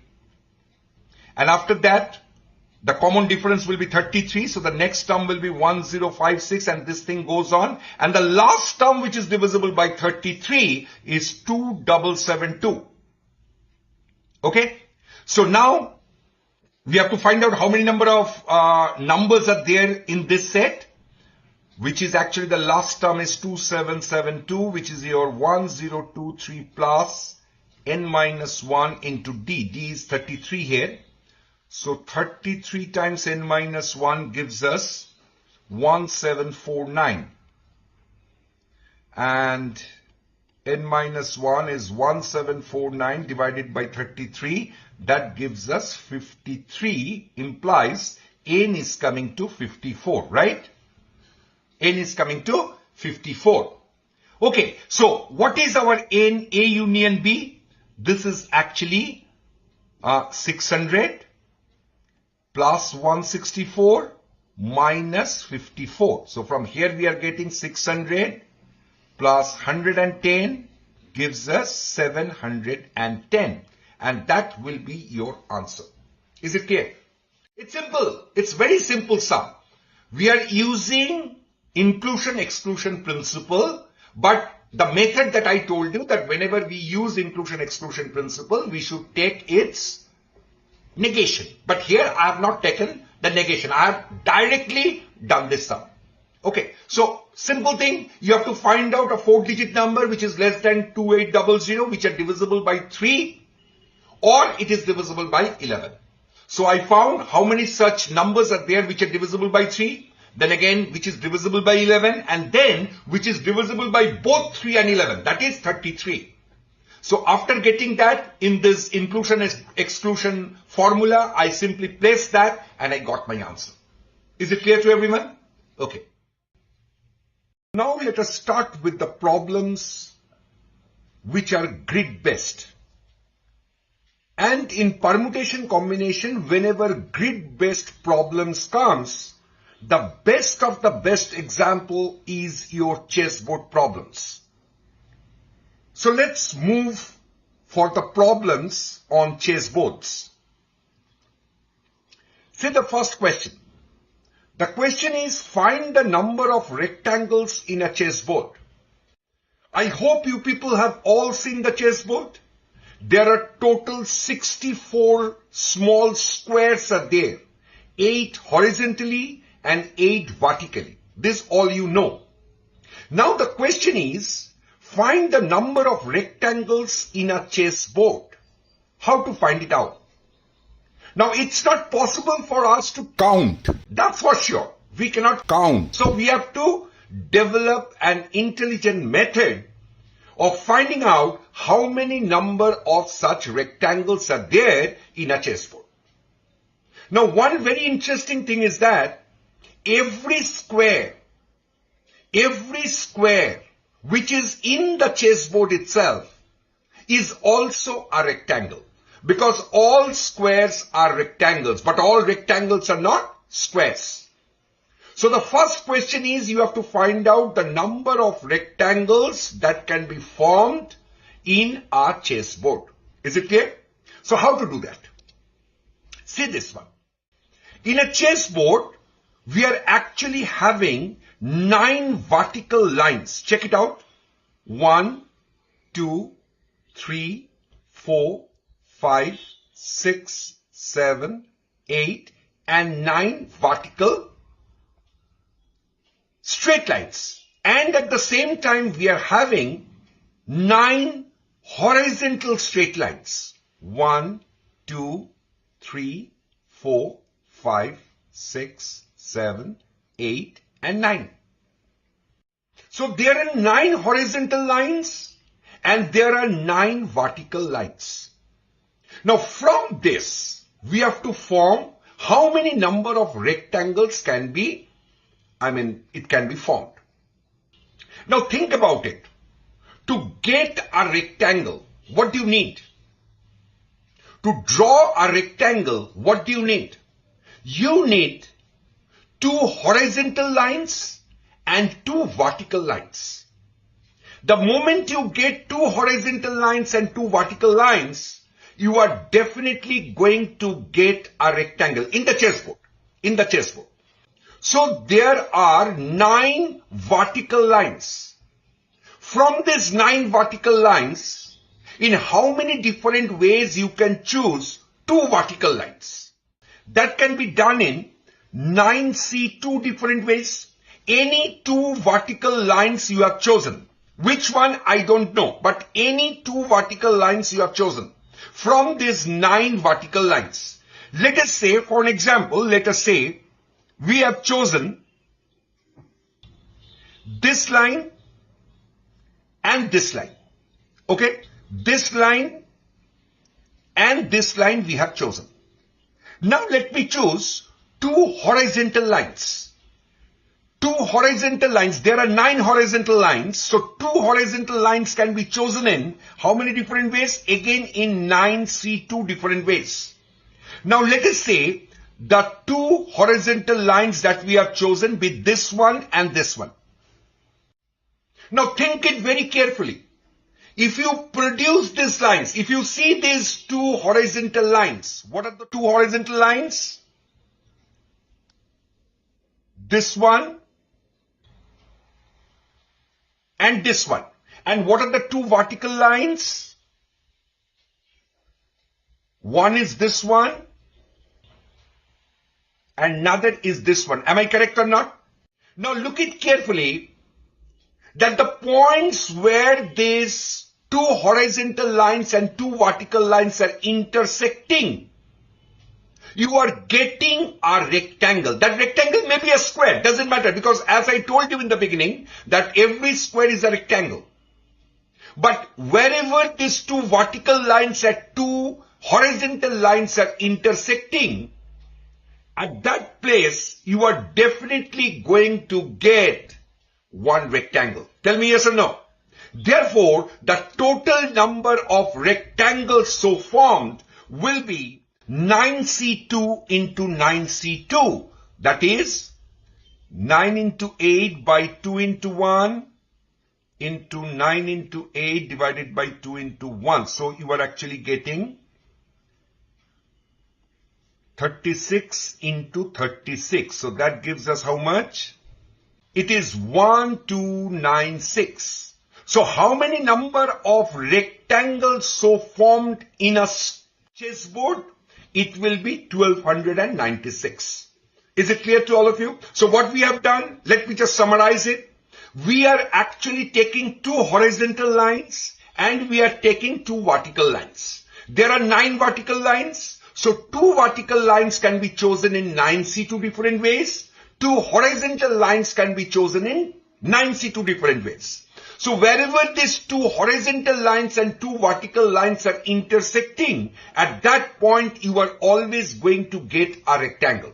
So the total number of rectangles so formed will be 9C2 into 9C2. Again, I'm telling you, these rectangles also involve your squares, because square is also a rectangle. Clear? Now let us see the next question. Now this question is little bit different. The question is, you have to find out the number of squares. You have to find out the number of squares in this chessboard. Now we have to be little careful. Why we will be careful? Because here, what do you mean by a square? The length of each sides will be equal. So now you cannot arbitrarily choose two vertical lines and two horizontal lines and we will say wherever they are intersecting you are going to get a square. No, it will never happen because here the length can differ. But you want the number of squares.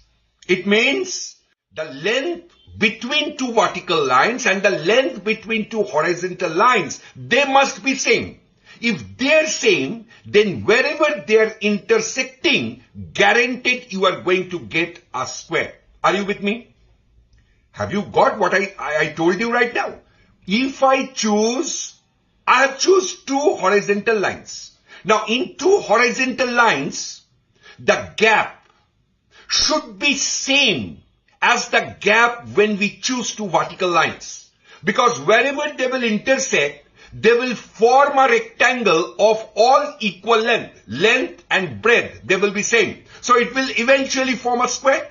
And that's exactly what I want. Are you getting my point? So in this case, we will carefully and intelligently, we have to choose the horizontal lines and the vertical lines. Right? Okay. So let us consider in this way that we are choosing two vertical lines such that the length is of 1 unit. We are choosing two vertical lines such that the distance between these two lines will be 1 unit. Getting my point? Every boundary, say this is, we are treating as 1 unit, this is as 1 unit, this is at 1 unit, this is as 1 unit, and so on and so forth. So now we are choosing two vertical lines in such a way that the gap between them is 1 unit. So how many different such squares or how many different such vertical lines you can choose?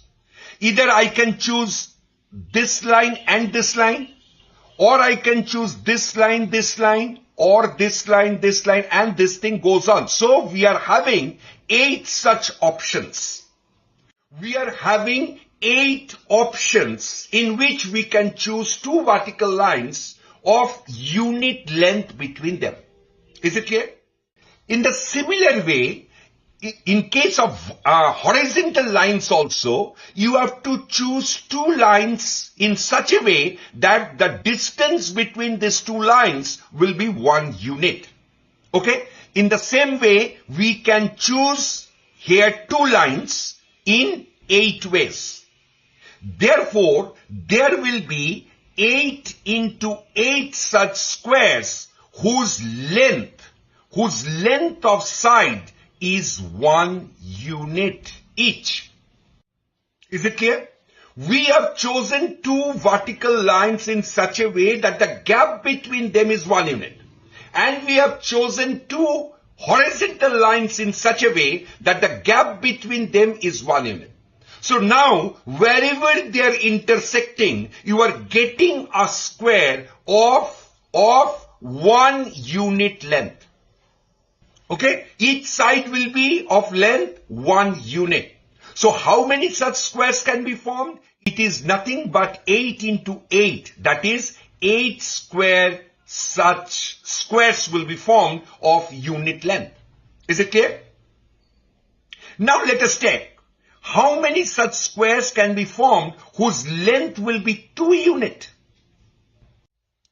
That is, the length of the square will be of 2 units. In how many different ways we can choose such squares? Okay, let us choose two vertical lines in such a way that the length between them is 2 units. Correct? So we can choose, look it carefully now, we can choose this line and this line. If I choose these two lines, the distance between these two lines will be 2 unit. Or we can choose this line, or we can choose this line, and this this thing goes on. So how many such lines you can choose in how many different ways? You can choose in, there are total, how many number of lines are there? There are 9 lines. So 2 lines between them, whose distance between the lines is 2 unit, in how many different ways you can choose those kind of lines? You can do it in 9 minus 2, that is 7 different ways. In 7 different ways you can choose 2 vertical lines such that the distance between these 2 lines will be 2 units. We can see it practically. Please see this one. Let me erase this.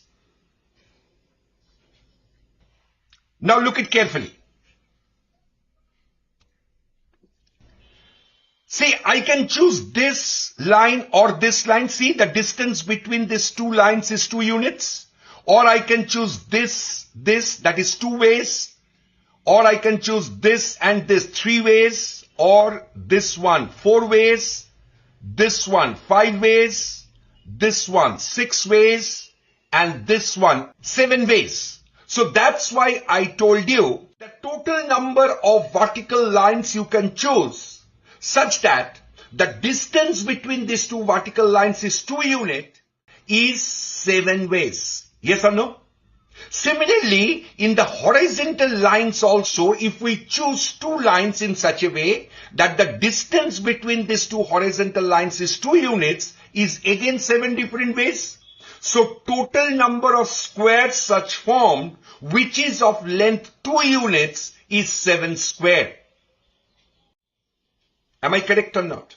What we have done? In this case, we are trying to find out the number of squares in which the length of the sides will be 2 units. So there are 9 horizontal lines. Out of that, you are choosing 2 lines. The distance between these 2 lines is 2 units. So how many different ways you can choose these 2 lines in the vertical way? You can choose in 7 ways. Similarly, we can choose 7 vertical lines in that way, such that the distance between the 2 horizontal lines will be 2 units. Now, wherever they are intersecting, you are getting a square of 2 unit length of the length of the side. Is it clear or not? So 2 unit length square can be formed in how many different ways? 7 into 7, that is 7 square different ways. Now, I'm now trying to find out 3 unit length square. So now you have to choose two vertical lines in such a way that the distance between these two vertical lines will be 3 units. That is, if you choose this line, you have to choose the other line as this. If you choose this line, the other line will be this. That is, the distance between these two lines is 3 units. So how many different ways you can do that? Again, 9 minus 3, that is 6 different ways. And in the same way, you will choose the horizontal lines in 6 different ways. So total number of squares so formed will be 6 into 6, that is 6 square, whose length of the side is 3 unit. Is it clear? See, so much of problem was not involved when we have considered rectangle, because rectangle can be of any length. I mean, the sides can be of any length. But this problem is coming because we are considering the squares. In squares, all the length, the vertical length as well as the horizontal length, they should be same.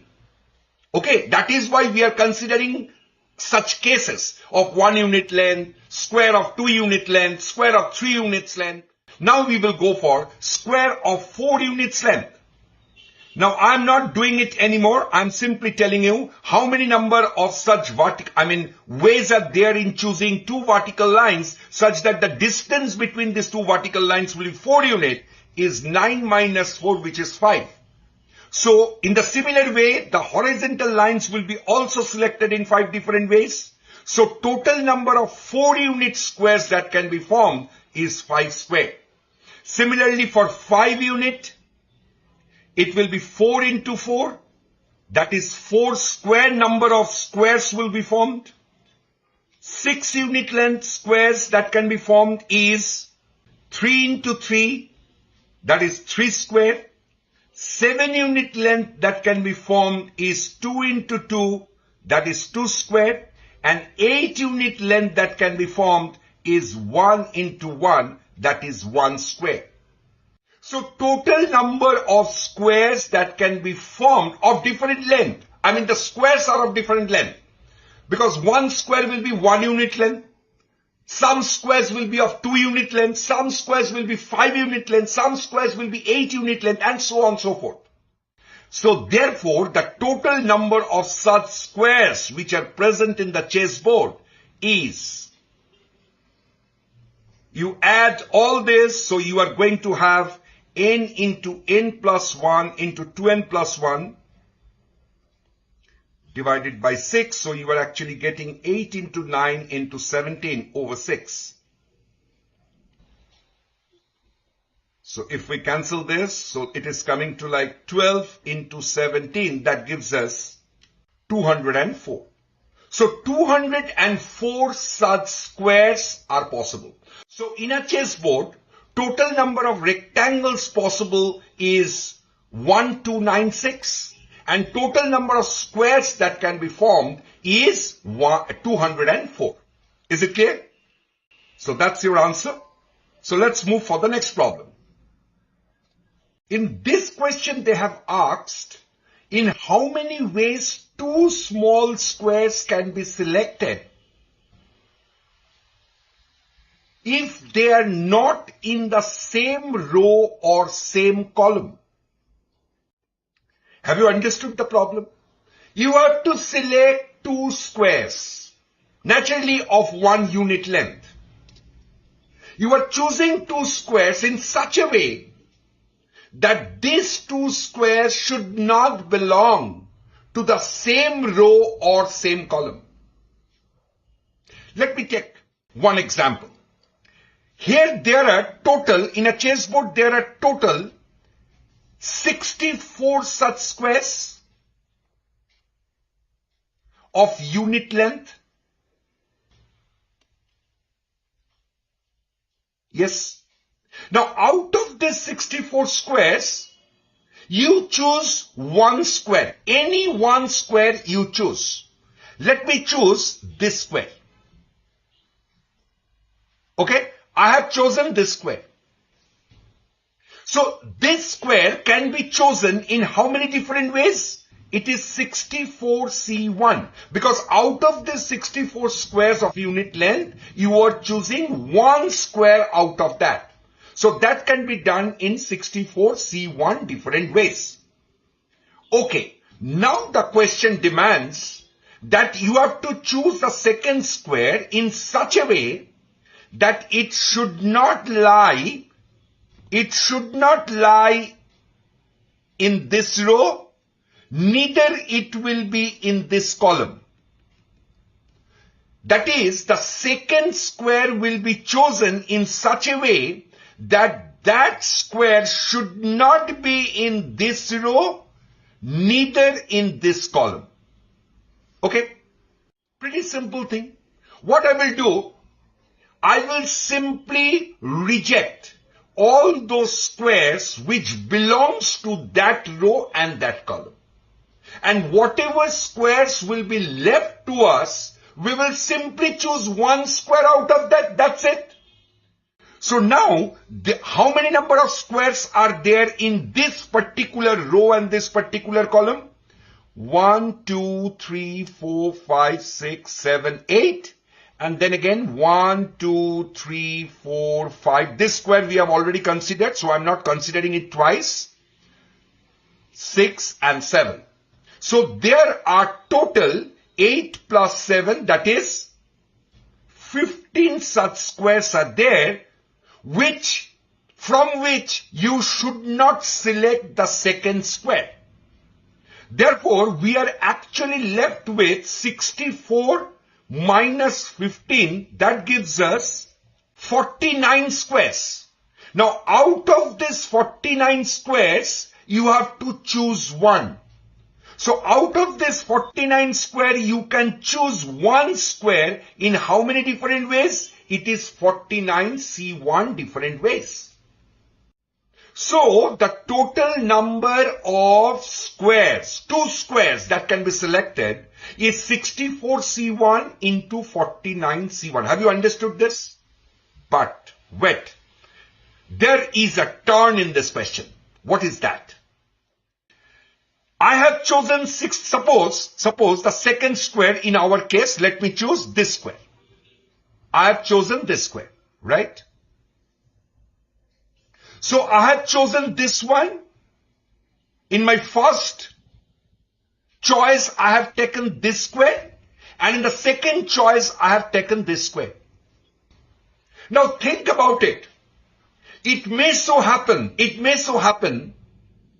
that in the first choice, I have chosen this square. I have chosen this square. It may so happen. And in the second choice, I have chosen this square. Tell me yes or no. Now, this case is also included in our calculation, which is 64C1 into 49C1. Tell me yes or no. But then, if we consider this thing as my answer, then there will be repetitions, which we have already considered in our calculation. So that repetition should be avoided. Now see, for one normal arrangement of choosing two squares, you are always getting one repeated arrangement of that. In the first case, I am choosing the first square, and in the second case, I am choosing the second square. Let us say for an example. Now, in the second case, I am choosing the second square first and the first square second. So this is already included in, but I don't want that. Repetition should not be there. So what I have to do? For every arrangement, there is one repeated arrangement. Therefore, the total number of such arrangements will be 64C1 into 49C1. That should be divided by 2. Have you got the answer or not? Have you got it or not?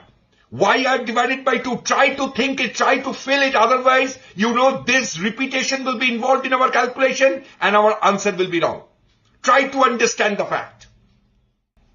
Therefore, total number of such squares can be formed is 64 into 49 divided by 2. So that gives us 32. So 32 into 49, that gives us 1568. Is it clear? Is it clear to all? Have you understood why I have divided by 2? Because the repetition will take place. Okay? Now see the third question. In how many ways, now 3 small squares, in how many ways 3 small squares can be selected if they are not in the same row or same column? It is the same question. But in the first one we have selected 2 squares. Now we have to select 3 squares. Check it out. Let me erase this portion.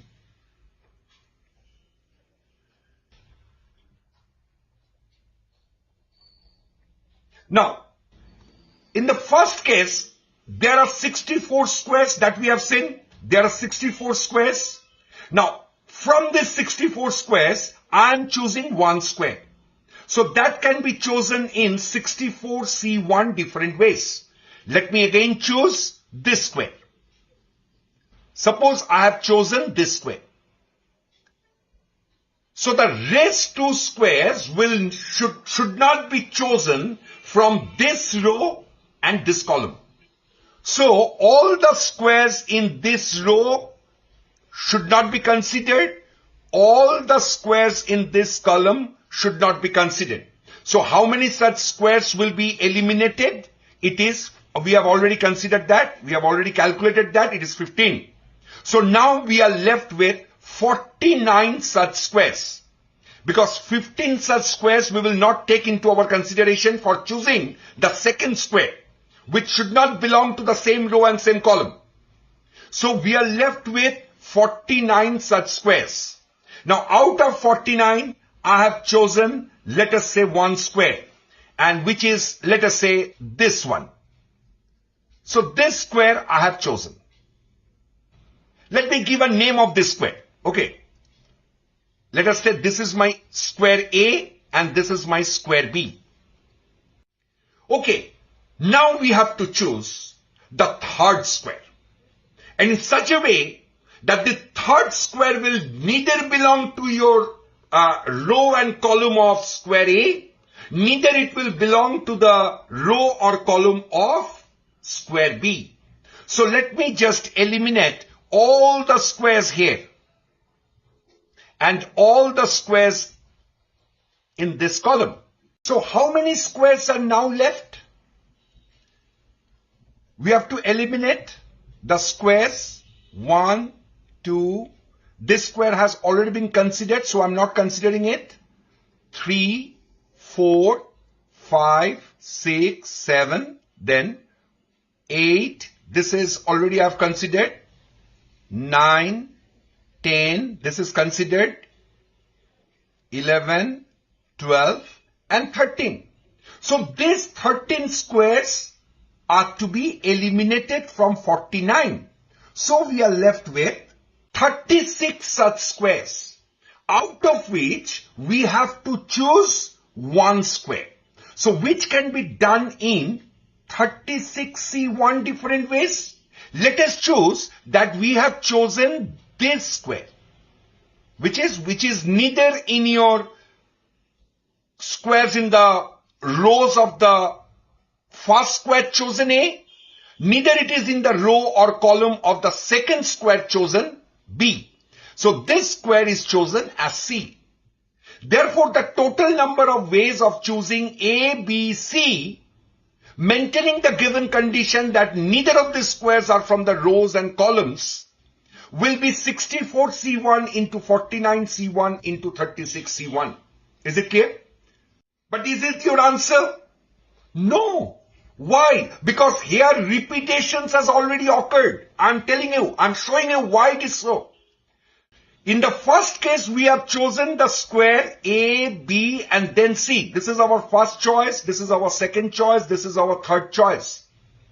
But it may so happen that I have chosen BAC or CAB or ACB, or it can be BCA or it can be CBA. These 6 ways are there which I can choose the squares ABC. But to me, choosing 3 squares, whether you are choosing ABC consecutively or you are choosing BCA or CAB, to me, it's all same. You are choosing the same 3 squares but in different numbers. I'm choosing first A, then B, then C, or I'm choosing first C, then B, then C. But it's all same. You are choosing the same 3 squares. So all these calculations are already involved in 64C1 into 49C1 into 36C1. So it has to be divided by 6 to get the total number of distinct ways of choosing 3 squares which are neither from the same row or same column. So the answer will be in this case is 64 into 49 into 36 divided by 6. So let me cancel this. It's coming 6. So 64 into 49 into 6, that gives us 18,816. So the total number of such squares, of choosing 3 small squares in which neither of them are in the same row or same column, is 18,816. Have you understood this problem clearly? It's a very simple question. It's a very simple question, but you should be aware of it, that whether repetition is occurring or not. Because if you don't consider that thing, then your answer will be, it will be along with the repetitions also, which I don't want. I want distinct selection. So in that case, you should be very aware. Again, I'm mentioning, you have to divide it by total number of total number of ways when these repetitions are occurring. Is it clear to everyone? Okay, let's take the next problem. This question. Find the number of ways of selecting 3 small squares if they have a common diagonal. If they have a common diagonal, you have to select 3 small squares. Small squares means squares of unit length. So find the number of ways of selecting 3 small squares if they have a common diagonal. So let me choose these 3 squares. These 3 squares are having the same common diagonal. So 3 squares out of these 3 squares can be selected in 3 different ways. That is in one way actually. So there is actually one way of selecting these 3 squares such that these 3 squares will have the same common diagonal. Now let us consider these 4 squares. Now out of these 4 squares, if you choose any 3 squares, which can be actually done in 3 different ways. You can choose 3 squares out of these 4 squares in 3 different ways, in which all the 3 squares will have the same common diagonal. Am I correct or not? Any 3 squares you choose from these 4 squares, they are going to have the same common diagonal, this one, right? Now, the same thing, if I choose these 5 squares, and if you choose any 3 of them, so all the 3 squares that are chosen from these 5 squares, they are going to have the same common diagonal? Because this will be that common diagonal, yes or no? So total number of such squares, 3 squares that can be selected which are having the same common diagonal will be, for this 5 squares, it will be 5C3 again. Next, for this 6 squares, it will be 63. Then for this 7 squares, it is again going to have 7c3, right? And for this 8 squares, the squares are basically on the diagonal of this chessboard. So that can be done. 3 squares can be chosen in 8c3 different ways. Am I correct or not? So these are the number of ways in which 3 squares can be chosen in such a way that they are all having the same common diagonal. Am I correct or not? Now, you observe this is actually the diagonal of this chessboard. Now we all know that a diagonal in a chessboard always divides the chessboard into 2 symmetric halves. This same thing, whatever happened here, the total number of ways of selecting 3 squares such that they are having the same diagonal, the same thing will be repeated in this half also. So that can be done in how many different ways? This into 2. Why I have not considered 8c3 twice? Because this is the diagonal elements. The diagonal squares. The diagonal squares are not involved in 2 cases. In 2 halves, it has to be considered only once. Is it clear? So for this half, the total number of 3 squares that can be selected which are having the same diagonal will be this, and the same thing will happen in the lower half of this diagonal. So that can be done in the same way. That is why I have multiplied it with 2. Is it clear? Now observe carefully. That is not your answer. The same thing can happen if we consider the diagonals in this side.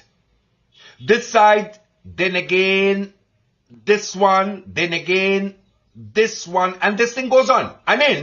Whatever cases I have considered when we have considered the diagonals in this direction, the same thing will repeat for the diagonals in this direction. Tell me yes or no. So total number of 3 such squares that can be formed which are having the same common diagonal when the diagonals are in this direction will be same as this. So this whole thing will be multiplied with 2 to get the total number of such 3 squares which can be selected from this chessboard, such that these 3 squares will have the same common diagonal. Is it clear to all of you or not? So let me just calculate this, what we are getting. So 2, 3c3 is 1, 4c3 is basically 4, 5c3 is 10, 6c3 is coming to 20, 7c3 is coming to 35, and 8c3 is coming to 56. So therefore, if we add what we are going to have, this is coming to 30, 34, 35, so 70, so 140 plus 56, right? So it is coming to 2 times 196, so that gives us, it's 392. Is it clear? Is this problem clear to all of you? What is the question? The question is you have to choose 3 small squares. Small squares means, again I'm telling you, squares of unit length. So you have to choose 3 squares in such a way that they are going to have the same common diagonal. So we all know that the diagonal of the chessboard always divides the chessboard into 2 halves. So if we can find out how many such squares can be chosen from the upper half of the one diagonal of the chessboard, you can simply multiply it with 2 to get the total number of squares which are having the same diagonal in that direction. So that's exactly what I have done. And then I have multiplied the whole result with 2. Why it is 2? Because there are 2 such diagonals in a chessboard. So 2 diagonals will divide the chessboard into two halves? And in the same way, so in one way we can say that if you can find out the total number of squares in only one half, and if you simply multiply it with 4, you are going to get your answer. Am I correct or not? That's exactly what I have done here, and we got our answer. Is it clear? Okay, let's move for the next problem. In this question, they have said, find the number of ways of selecting two small squares if they have a common vertex. So we have to choose two consecutive squares to have one common vertex. But see, the two consecutive squares should not be chosen in this way. I cannot choose this square and this square. Why? Because in that case, they are going to have two common vertices. But you have to find out, you have to choose two squares in such a way that they are going to have only one common vertex. That is, you have to choose square, this one and this one. Can I choose in this way? Because if I choose these two squares, observe, we are going to have only one common vertex. Yes or no? So in this case, we are going to have only one way of choosing these two squares. Clear? Now, see these three squares. This one, and this one. Out of these three squares, if we choose this one and this one, or this one and this one, in both these cases, we are going to have one common vertex between these two squares. If I choose this square and this square, we are going to have this one common vertex. And if we choose this square and this square, then we are going to have this common vertex. So these two squares from this diagonal, two squares, two consecutive squares can be chosen in two different ways. Am I correct or not? Is it clear? Now, let me choose these four squares. Now, out of this, I can choose this square and this square. We are getting one common vertex. Or this square and this square. We are again getting one common vertex. Or we can choose this square and this square. Again, we are getting one common vertex. So there are three such ways of choosing squares, consecutive squares from these four squares such that they are going to have one common vertex. Similarly, observe if we consider these 5 squares, then from there we can choose two squares in such a way they are going to have one common vertex. There are 4 such possible ways.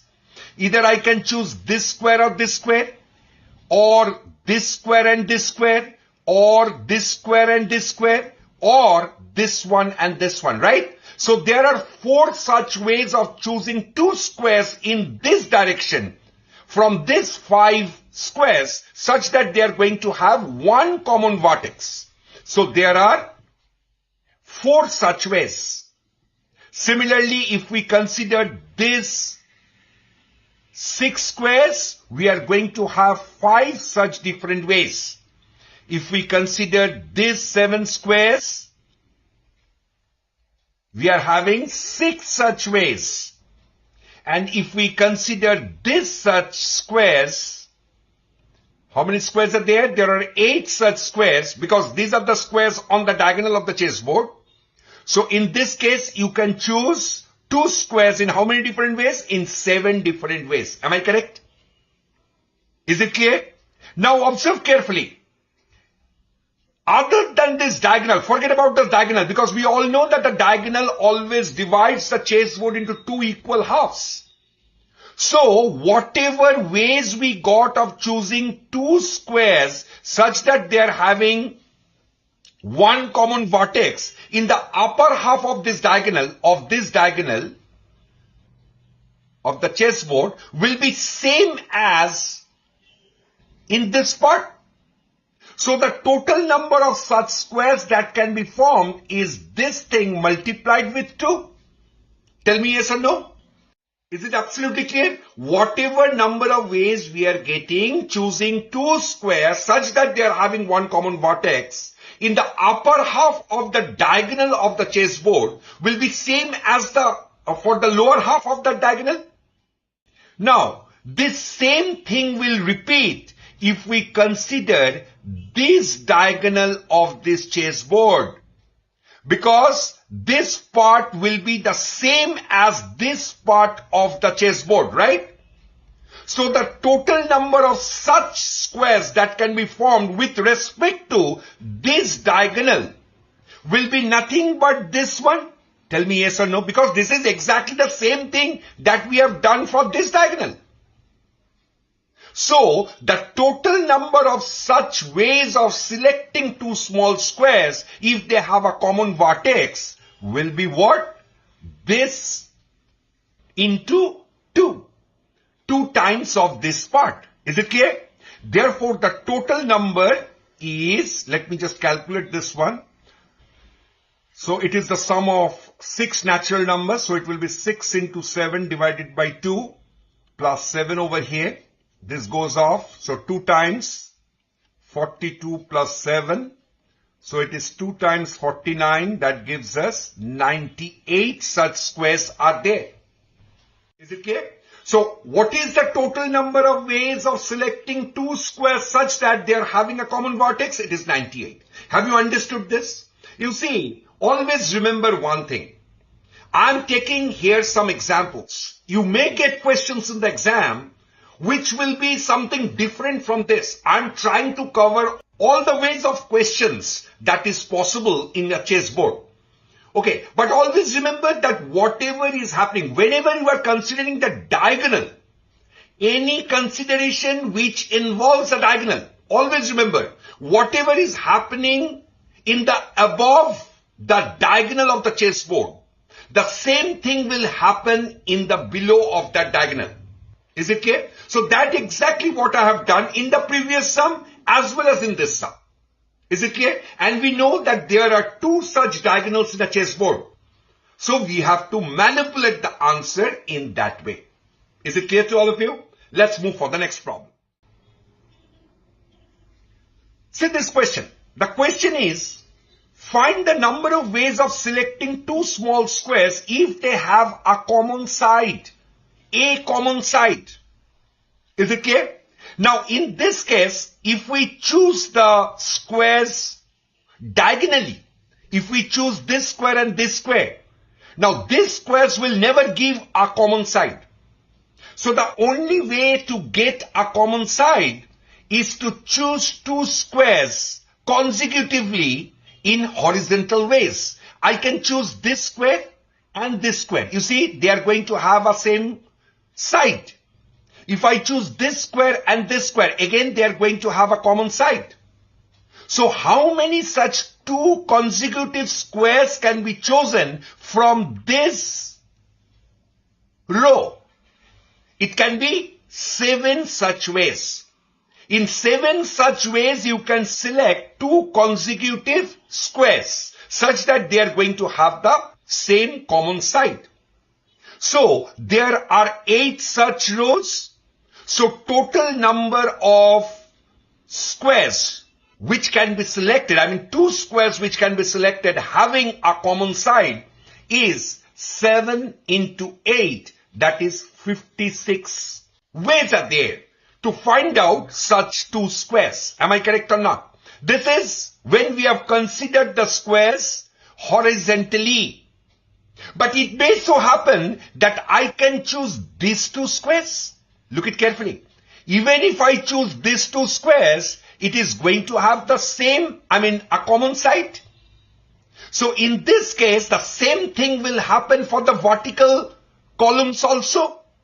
So the total number of such squares that can be formed having one common side will be 56 again when we are considering the vertical squares. So 56 squares will be for your horizontal squares when we have considered, and 56 squares will be when we have considered vertical squares, where they are all going to have the same common side. Only one common side, right? Is it clear to all of you? Absolutely. Okay. So therefore, the total number of ways will be 112. So 112 squares are possible, selecting 2 squares are possible, in which they are sharing one common side. Is it clear?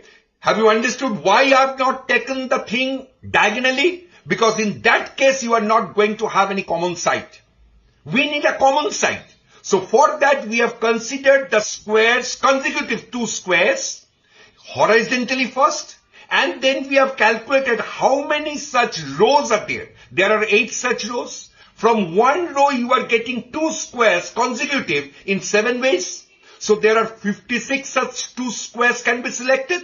Same thing will happen when we are considering the vertical squares also. Is it clear? So again 56 squares will be there. So total number of such squares formed is 112. Is it clear to all? Okay, let's take the next problem. In this question they have said that find the number of ways of selecting 3 small squares if they form the letter L in all possible form. You have to find out 3 squares. In how many different ways you can select 3 squares in such a way that you can write L in all possible forms. All possible form means the letter can be of this form, or it can be like this form, or it can be like this form, or it can be like this form. Yes or no? So these are the 4 forms that can be formed from the 3 squares. Now the question is in how many different ways we can select these 3 squares. Now one thing is coming in my mind. If we can choose the number of ways in which you can form a square of 2 unit length, the number of ways in which you can form a square of 2 unit length, listen it carefully. In that case, we will say that all the possible forms of L's that can be formed is 4. Tell me yes or no. From this square of 2 unit length, you can get L like this. This is one form. Or the length, L can be in this way. This is another form. Or it can be in this way. It is another form. Or it can be in this form. Yes or no? So, in a square of 2 units length, you can form 4 such forms of L. So our main task here is to find out how many number of such squares are there which is of 2 unit length. And the moment we get that answer, we will simply multiply that answer with 4 to get the total number of L such formed. Yes or no? Okay, so my first task is to find out how many number of such 2 unit length squares can be formed. Now, if we see, we will find that there are 9 vertical lines. Okay?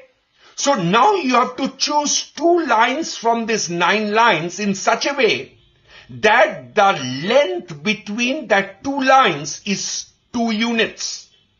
So in how many different ways you can choose that? It's 9 minus 2, that is 7 different ways. Tell me yes or no.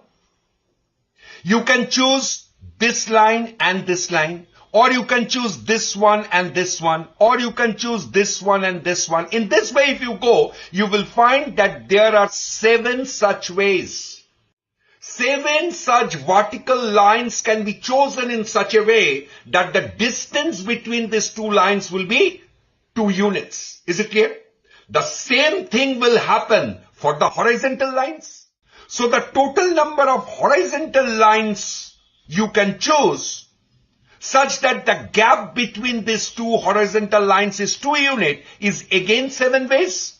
So total number of squares such formed which are having their side length 2 units is 7 into 7, that is 49.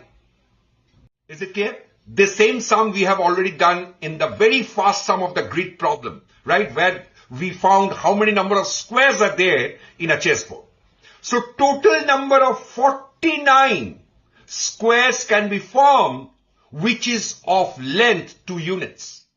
So how many such L's can be taken out of it in all possible form? It is into 4. That gives us 196. So 196 such L's will be formed when we have considered a chessboard. Is it clear or not? Have you understood how I have attacked the problem? I have seen they have asked me to find out all possible form of L. So I have seen and taking 3 squares only. So what I have done is I have simply found how many number of squares of 2 unit length possible. Is it clear? After getting that, I have simply multiplied with 4 because from 1 2 unit length square, you are going to get 4 such forms of L. Therefore, total number of such L's can be formed from this whole chessboard is 49 into 4, that gives us 196. Is it clear to everyone? Absolutely. Okay, let's take the next problem. In this question, they have said in how many ways 2 knights can be put on a chessboard if they are in the position to attack each other. Now, those who have not played chessboard, they don't know what is knight. Knight is basically soldier. Okay, chessboard is basically fighting between two. It's a war between 2 parties. Okay, or 2 teams. And knights are the soldiers. So these soldiers can attack each other in this way. See this one. Those who don't know, those who know, it's good. Suppose if one knight is here, the other knight of the opponent team is here, then these 2 positions are what called your attacking positions. It is called your attacking position. Suppose one knight is here and another knight is here, it is the attacking position. Is it clear? So, can you observe one thing? Now come to the question. Can you observe one thing? That if we consider a rectangle,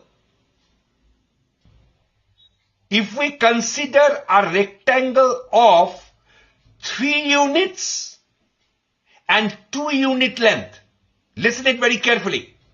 If we can choose rectangles of 3 unit and 2 unit length in this fashion, then there will be 2 such attacking positions. Am I correct or not? There will be 2 such attacking positions.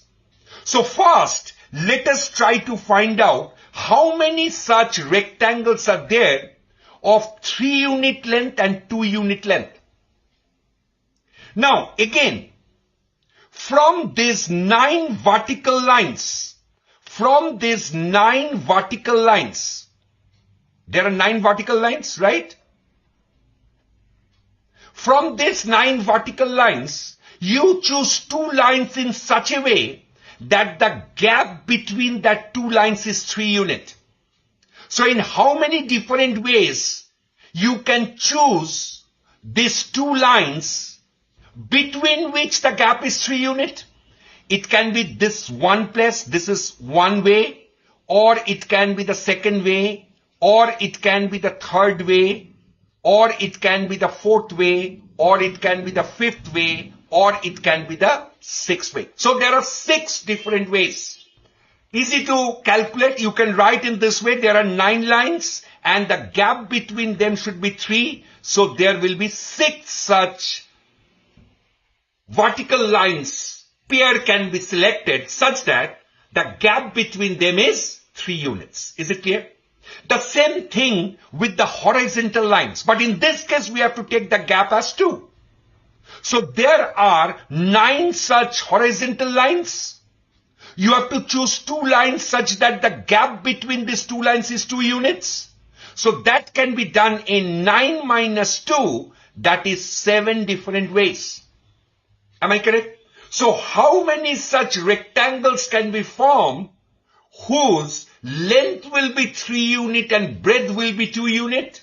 It is nothing but 7 into 6, that is 42 such rectangles can be formed. And each of these rectangles, you are having 2 attacking positions.